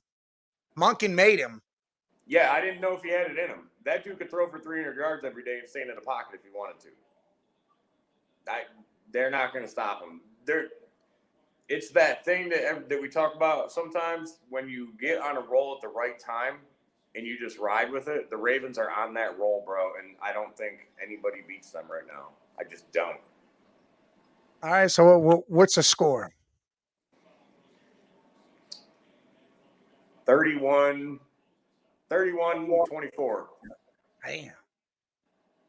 Taking the over because I'm pretty sure. Let's take a look real quick. Is it 48.5, 47.5, something like that, I think? Grab a beer right here. 44.5. Oh, dude, over all day. Taking the over. Wow. All day. All right, so you took the over. It's the Ravens given 4.5, so you took the over. I'll take the over and give the points. All right. Kansas City's defense ain't got nothing on Baltimore's offense right now. They're hot and they're clicking. And they get Mark Andrews back. Mm-hmm. That's huge. That's Lamar's dude. You're right. It is. It is huge. Mm-hmm. It's big. I'm taking the Ravens also. I'm going to take the Ravens. I'm taking it because of defense. I'm taking it because KC has one offensive weapon. And the defense just needs to lock in on that. And once you take that away, Mahomes isn't going to be able to spread it to the others. Double Kelce. Right off rip. Just double him the whole game. You can leave single coverage to everyone else. Kadarius Toney's done. He's not playing. It don't matter. He can't catch a cold. He can't catch anyway. So what? You got Sky Moore and you got Rashee Rice. I think Rice ends up being a decent wide receiver at some point. Let me just throw that out there. I just don't think this is the game to do that in. No. I mean, you double Kelce, take that away. No matter what's happening, the best team in the NFL in third quarter and knows how to make adjustments is the Ravens. That's the best team. So whether up, down, whatever the hell it is, they change it up anyways and they clamp down and they put the bow constructor squeeze on you. Yeah. And once they get a lead, forget it. I feel like you're done. That's it. Yeah, it's pretty much over with. Yeah. But here's another little bit of knowledge, though. In the fourth quarter, the Chiefs are 17-2 in the under of points. Once the fourth quarter hits, their defense does something, and they do not allow nobody to score. They're not. They're not stopping that offense. 17-2. But they have not faced somebody like Lamar. Lamar is a special QB in the league right now with the way that he can throw and the way that he can move. He's the best running QB in the NFL right now. And goddamn, if he didn't show me this year that he actually has an arm and he could throw if he wants to. And he blew me away this year. Like, he literally, like, I was like, wow, this dude he's a stud. You're right. He is. And I don't know if 5 days is enough for you to actually game plan to figure out how to stop him, especially when your defense ain't all that anyway. Defense was second in the league, only allowing 17 points a game. I guess it's behind. I'm going more visual. They just didn't. You just don't see it. Yeah, I mean, yeah. It's not the Chiefs defense from the last couple of years. They have the best corner. They have Ladarius Sneed. I mean, he's going to do his thing, and I think he'll lock down on Zay. But the only reason why I was saying those stats, I mean, I'll yesterday on In the Hoop, Deanne, our residential betting advisor, Scott Cobe, shout out to him. He said he'll take Baltimore giving 2 in the third, and he'll take the under in the fourth because of those stat lines. See, and I get that. I also partially get that because I feel like in my head, again, I don't have the stats in front of me, but 90% of the games that you watch, there ain't a lot of scoring in the fourth anyways. No. Do you know what I mean? It just doesn't seem like there is in general. But then when you have a team that, for some reason, they don't even make halftime adjustments. They make third quarter to fourth quarter adjustments, which is really weird. Now you really ain't scoring on them. But when the score is already 31-14 going into the fourth quarter, it don't matter what you hold them to because the Chiefs' offense, as you said earlier, I don't think they're good enough to score all over the Ravens' defense. And that's why I'm taking the under. It's going to be under 44.5. I think it's actually going to be like something stupid like 21-17. Well, $5. Over under? Yeah. All right, $5. $5. I got the under. You got the over. All right, there it is. All right, so we both took the Ravens, so the Ravens will go to the big party. Yeah, now that we both took them, they're going to lose. They're gone. Mahomes, man. It's going to be a Taylor Swift Eminem Super Bowl. Oh, my God. So, all right. Screw that. We're not even going to talk about that shit. Ravens are in. Going to the NFC. We have Detroit Lions going to Santa Clara and Levi Stadium to face the 49ers. Over-unders 51.5. And San Fran's giving 7. Where you at? Give me the points all day. Give me the points all day. All right. Dude, Dan Campbell he's got something special going there. I'm not even saying that they win. No, you can say what you say, and then you can take your winner or whatever. San Fran ain't blowing down. They're clicking. They're just kind of on a roll, dude. Gibbs is showing that Gibbs is a hell of a running back. I think part of me, like the last few games, was like, man, I wonder if they're sitting there going, we should have given him the ball a little bit earlier in the season. You know what I mean? St. Brown is unstoppable. He turned into a top 5 wide receiver in the NFL. Listen, man, don't call him that. Call him by his first name, Amon-Ra, the Egyptian prince. I do kind of like saying it. It makes you feel all sensual a little bit, doesn't it? Amon-Ra. You know, they're named after like Egyptian princes. His brother is too. His brother, I can't even pronounce his brother's name, but it's another Egyptian prince. Speaking of that, let me just throw this out there real quick. No, I know that though. I know that from night at the museum. Oh my God. Because I heard that Amon-Ra. Oh my God, Ben Stiller said that. There he is. Anyway, real quick, do you know how many like sports athletes' names you would never, ever, ever know how to say if they weren't famous, and you hear these dudes say it? Oh yeah. Would you ever be able to go, oh, that's Giannis Antetokounmpo? If you never heard somebody say that, you'd be like, what the fuck is that dude's name? No, you see those guys train themselves though. They don't just walk out there first time look at it. Antetokounmpo. Nah, they were in a hotel room. They were in the For hotel a room. week, bro, and Yep. they slept with the earphones on and just kept repeating the name over and over and over, dude. Anyway, go ahead. My bad. I just had to say that. No, but I mean, that's what it is. But all right, so it's actually you. So you close game. You're saying you'll take the points. I'm gonna take the points, man. If you put me on the spot to take a winner, San Fran wins. San Fran wins. Um, man, I'm leaning towards the over.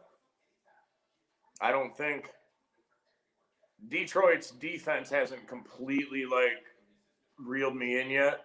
All right. And I don't think I don't know any defense that can stop Ayuk, Debo, McCaffrey. I just think, and especially with the defense that ain't Studley, I don't know if you can stop all of them. I know two of them. The Browns and the Ravens. But the Browns couldn't stop Stroud. Well, it's because the defense wasn't there. They were. But nobody came. They were at X&O Steakhouse. They were at Morton's chilling. Yeah, all of them except. Anyway, we're gonna leave the Browns. Joke. Yep. So I will. I'm leaning over. I'm gonna go over. You're gonna take the over. You take San Fran, but you'll take the points. Yeah, I'll take the points. I will tell you, dude, that I'm like 51-49 on. I really think that Detroit could pull this off. Okay. So I'm real. Like when I said I'll take the Niners, man, dude, I'm like, that's a gun to my head having to pick a winner. I would say Niners because I just think if you take all around as a team, I think they're a better team. Yeah. I just don't know if, like I said, Detroit's on a roll, dude, and they're just playing really good. You know what I mean? Golf's playing out of his mind. He's shown that he's better than what he was in LA. Mm-hmm. He's definitely showing that. So here's what I'm going to do. I'm on the side with you. I'm taking the points. I'm taking San Fran to win, and I think that's because when it comes down to it, that offense, I believe, can make it happen like they did against the Packers. Purdy, CMC, they went right down the field, did what they had to do, got the job done. Plus, that defense of San Fran's more well-rounded. They got players in all three levels. So I think that will contain. When they want to buckle down, they're going to buckle down and hold that last touchdown or whatever it may be. I'm with you on that. And here's where we differ again. I'm taking the under. I knew it. You're doing that shit on purpose so we can argue. I'm just kidding, dude. No, we'll put 5 on this one too. So 5 on both the over-unders. Watch, you're gonna win one. I'm gonna win one. I'll be like, it's gonna be no money. It'll be a wash. So that's where we're at. So we both got Niners, Ravens in there, just like the logo, the Super Bowl logo says it's gonna be. For what? For how many years in a row now has this been? I think it's only been 3 that has been right so far. This would be 4th in a row. If it happens again, this would be the 4th in a row. So that's what we got in the Super Bowl. We shall see in 2 weeks. So we'll see after tomorrow who's going to be in there. So next week we will talk about it. Real quick. We ain't going to get into it, but Baltimore, San Fran, 1, 2, 3. Who wins? Baltimore. San Fran. See. If those two go, San Fran, I think. Listen, I don't know. We have the right to change our pick though, because we have a show the day before the Super Bowl, so that's when our final pick will happen. You got that right. give me a little time to fester and think about it. Yeah, so we have time to make that change. Listen, this show ain't over yet. We still got 20, but I want to do something different. I want to change it up a little bit. We're gonna do some bench cuts. Okay. We're gonna put 3 players out there. We're gonna decide whether we're gonna what one we'll start, what one we'll bench, and what one we'll cut. Man, these are always hard too, bro. No, this one's gonna be difficult. These are difficult. I'm looking at NFL right now, so they'll be NFL. I'm gonna go Julio Jones, Antonio Brown, and Calvin Johnson. All in their prime. Yeah, no injuries, no bullshit. Lions, Pittsburgh Falcons. You know, So start, bench, and cut. yep, I no hesitation whatsoever. I'm starting Megatron. of course. Um, I'm cutting Julio. You're cutting Julio, huh? Yeah, I'm gonna keep Brown. So you're benching Brown. Yep.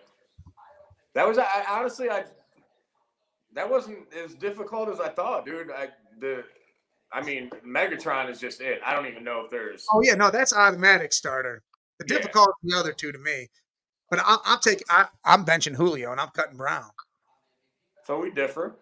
Yeah, and I mean I did that on the old man and the kid. I did that one on there, and you saw a lot of big differences there. Let's go. Let's see which other Hit me one. with it. Hit me with it. Trying to find a good one here. Ooh, here you go. Wide receiver twos. Okay. Devontae Smith, T. Higgins, Mike Williams. I'm I feel cutting like Williams. Cutting Williams. easy, yeah. Oh man. It'll be the difference between the start and bench. That's the tough part.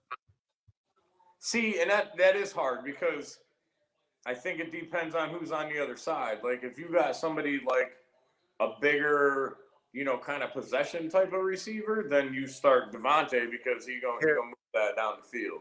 do it like this. Which one do you think out of the three played as wide receiver one? They're going for the wide receiver one job. T. Higgins. So you're starting T. Yeah. Now who are you benching? I'm gonna bench Smith and I'm gonna cut. Cut Williams. Yeah, I'm not saying I like Mike Williams, but You just don't see him enough. He gets hurt. Yeah, the other two are just better. I think. I'm right there with you. I'm the same as you. Oh, you the same start everything? Yeah, same all that. And that's why we're friends. Oh, here we go. Sunshine, Trevor Lawrence, Tua Tagovailoa, and Dak, I suck Prescott. Oh man, dude. Light skinned Tony Romo. I'm starting Tua. I'm gonna bench Trevor and cut Dak.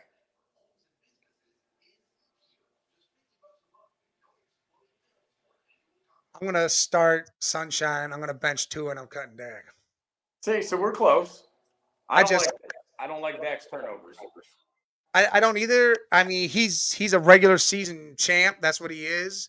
My problem is with Tua and starting him is I understand we're not looking at injuries, but I'm scared to death. He gets hit one time, he's done for life. Yeah, but you can't do that. I know it scares me. You But can't do that. I also don't think he's a good quarterback without Tyreek.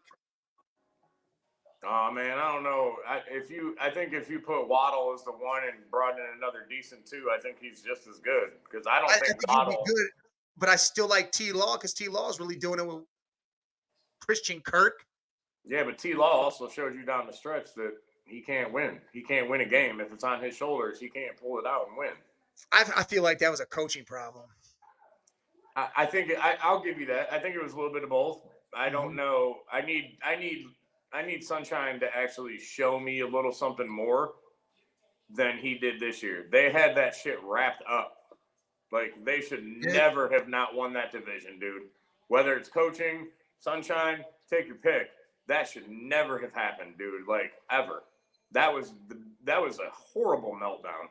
Forget even the Eagles, dude. We're talking like they didn't even make the playoffs. Like you lost that division. That was a hell of a that was crazy. Anyway, yeah. I don't know. He just said, I guess I need to see a little. What's the word? I feel like when I watched Lawrence play, even that last game that they needed to win, right? If they would have won that game, then they're in. I didn't feel like I didn't feel the urgency from him. Like, I'm going to take this game because I'm, the $100 million QB, and that's what I'm supposed to do. And I'm going to put this team on my shoulders and I'm going to win it. I didn't feel any of that from him. No, you did. It's not like he had a take charge attitude. Right, whatsoever. and I guess that's what kind of steers me away a little bit. And I'm not saying Tua shows that by, all over the place either. But, man, Lawrence kind of let me down with that. I really expected him to go, come here, boys. Like, I'm going to go ahead and win this for us. You know what I mean? Well, what do you think? Because Calvin Ridley's a free agent. What about him? I like Ridley a lot. And I think he didn't get used right down the end of the stretch either. With 120% correct. That dude was so underutilized the first half of the season, it was pathetic. Yep. You put Ridley on a team with a QB, that dude is a number one all day, bro. In my opinion, Ridley is a number one receiver all day. What about Mike Williams if you brought him to Cleveland? With Ridley? Kept Ridley and signed Mike? No, we just signed Mike and we had a Cooper. Oh, here you mean? I thought you were talking about to put him in Jacksonville. No, here in Cleveland. Oh, I would love it. All right. I think Mike Williams is a great, complimentary receiver. I don't think Mike Williams was ever. He's never a one. No, he ain't a one. Never a one. And he showed. I mean, how many times has he showed that when Keenan Allen was hurt? Yep. You know what I mean? He Josh Palmer was the one that stepped up and became the one, and it was crazy as hell. Yes. And then they drafted TCU stud Quentin Johnson, and that dude's been trash. Dude, there was some games that I'm like, did this dude dress? You know what I mean? Like, has he even got a uniform on? You know that's sad when that's happening. And you got Herbert. It's not like you got some bum throwing the ball. Stupid. I would love Mike Williams too. It got to be great. I think go with Herbert? Yeah, I think that'd be huge. That'd be nasty. Is Mike Williams a free agent? Listen, we're gonna do one more start bench cut, then we're gonna get in this wide receivers talk. We'll finish the show with that. All right. This one's going defense. TJ Watt, Myles Garrett, Aaron Donald. Oh man, bro.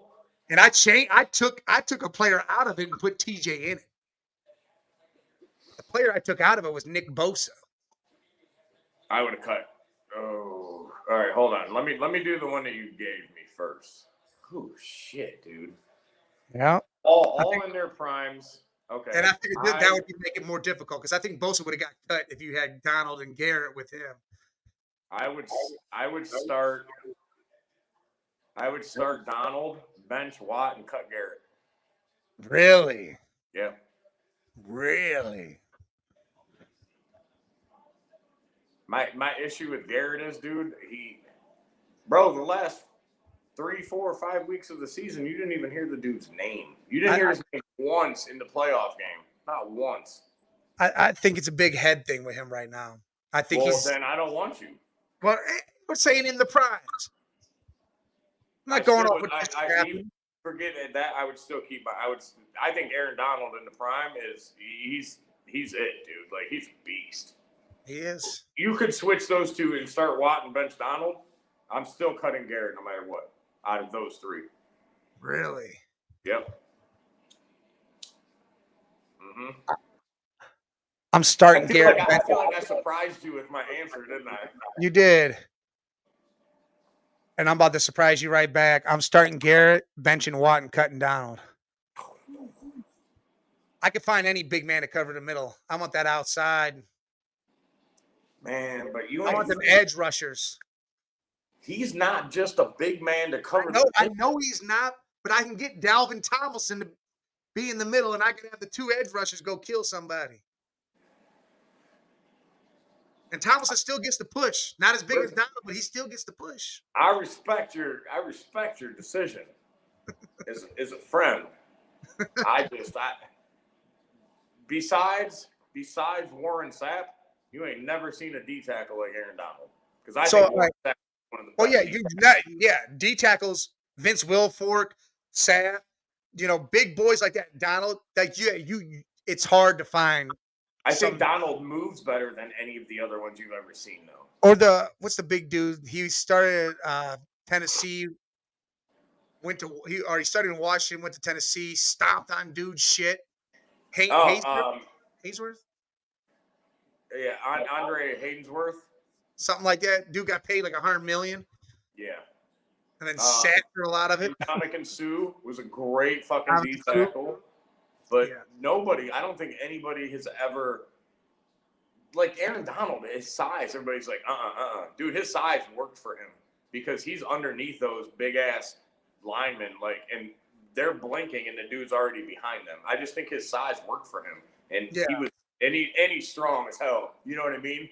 Like, I don't know, but I when you say that, I kind of get with you on that. I think it's easier, I guess, to find a tackle than it is to find good ends. Yeah. I just don't like I feel like Garrett takes plays off when he doesn't want to play that play. That's just my opinion. I get where you're at with that, and I understand that. I respect what you're saying. I get it. He hasn't shown me that he's going to play every play as hard as he can for every game that he's playing, and I just haven't seen that yet. And I have not ever watched T.J. Watt take a play off. I have never watched Donald take a play. I just haven't, and that's the reason. That is the reason. Oh, I get what you're saying. If you just went straight ability, I would start Garrett all day. Yeah. Just on like ability alone, I would start Garrett all day over the other all of them, because his ability is it's better than anybody you've ever seen, I think. Oh, it's amazing. I just don't think that he ain't got the McLaren heart. Yeah. You know what I'm saying? I get what you're saying. I think he'd rather go play with T-Rex dinosaurs than he would, smash a quarterback.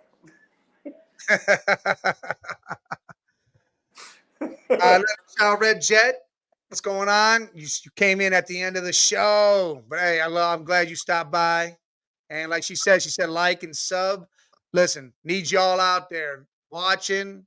You watch it later, watch it now. You were here. Like, sub, do all this. Hit the notification button. This is just starting.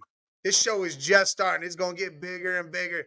The Man Cave Media team's growing, baby. We're growing. Y'all got to be here, dude, because it's only going to get funner every week, too.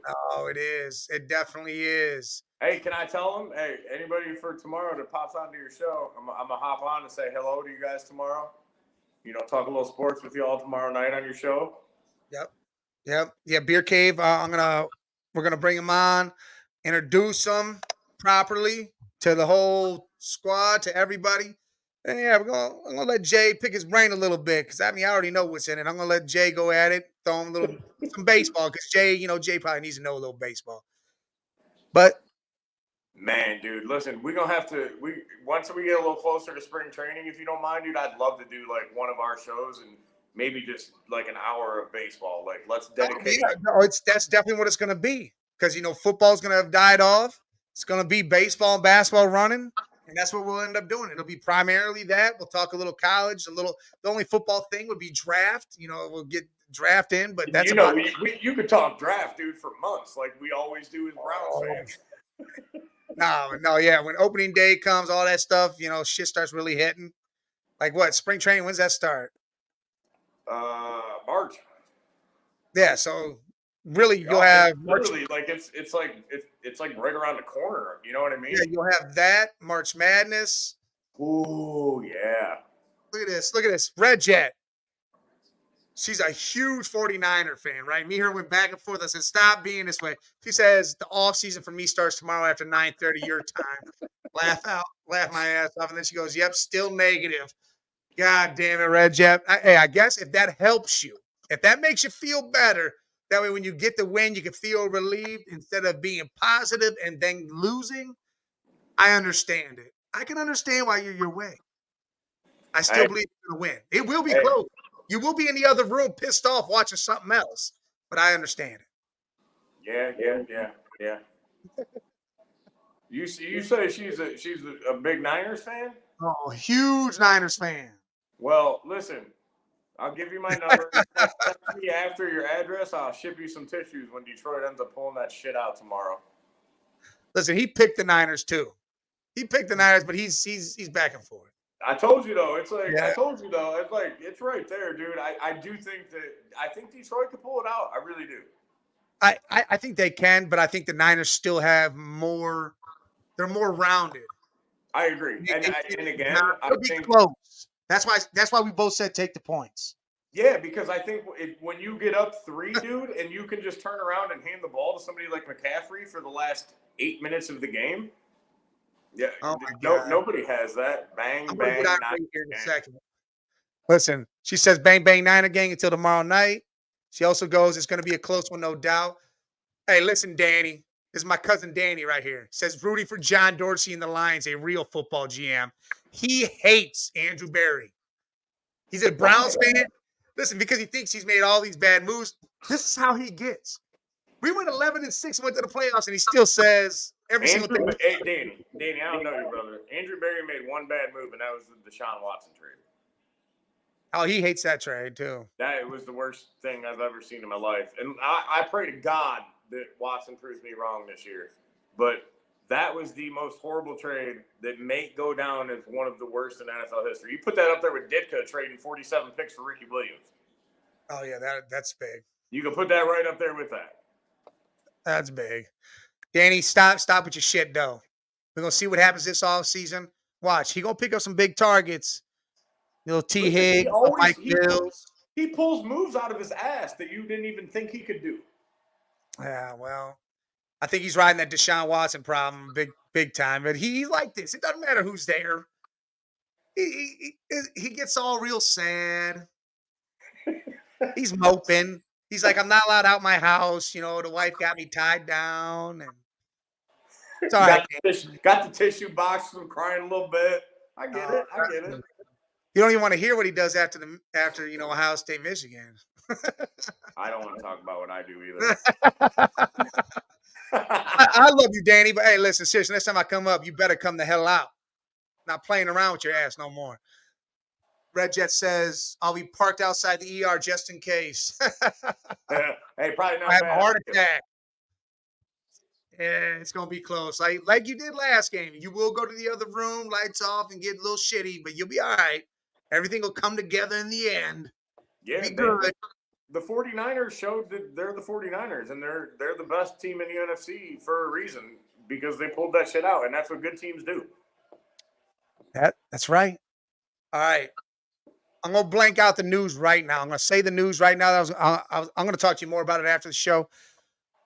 But I got a text while we were doing the show and everything saying they have an open slot from 4 to 6 on the Roku TV channel, Northeast Streaming Sports.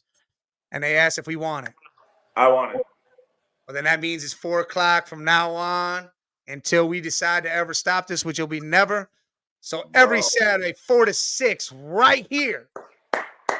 Right here. And you see it scrolling. But we will also be right here on the Northeast Streaming Sports Podcast. Ooh, you already got it up right there. Look at you. Look at you already popping that up there. Oh, yeah, we already knew. I already knew. Look at Red Jet. Thanks. Thank you, Red Jet.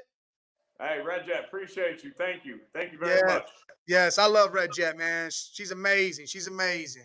Hey, bro, this is huge news, dude. Oh, my boy Timmy Davis. Hey, he's a big Cleveland fan down here in Cincinnati. Young, too. He's a young buck that's a Cleveland fan. Oh, so he ain't went through the heartache. No, he's going through it now.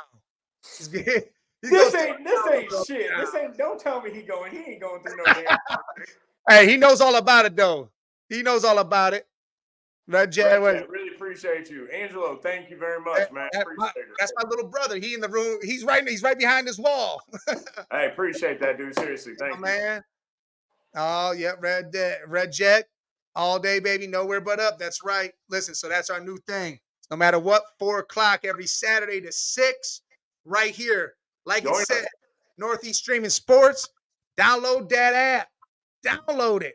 Find us on the big screen. You sick and tired of looking at your computer screen or your phone? Put us up on the big screen. All of it. Hey, first show. That's right. Clap it up. Clap it up. CheapSeats, baby. All day. CheapSeats. This is what it's all about. Again, I'm going to alliterate. Look, what you do in the cheap seats, you enjoy yourself. You become friends with strangers. You tell stories. You have fun. You talk sports, talk shit. And in the end, it's all smiles and laughs no matter what. And that's what this show's about. And that's what we will bring you every week. Oh, look, what's he say? Tim goes, hey, I seen all 37 of these boys starting at QB. I'm young, but I've been through it. Hey, we talk. We're gonna talk at some point, bro. I'm gonna introduce you to some heartache.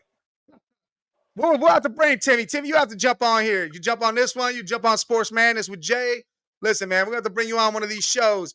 But, hey, this is our time. We got to call it. It's been 2 strong hours, 2 fun hours. Hey, appreciate all of you. Love all of you. Thank you. Yes. Thank you. Appreciate everybody that stopped in, chatted, viewed. Love it. Remember, hit that like, subscribe, and notification button. Make sure you follow us everywhere. Know what's going on. Tell your friends. Come join the party. Tell all of them. Tell strangers. Tell them all. I don't give a shit. I don't give a fuck who you tell. Tell the dude at the gas station asking you right. for $1. It's all about Man Cave Media, the Man Cave Podcast, and now Cheap Seats. Let's go, baby. Salute to all y'all.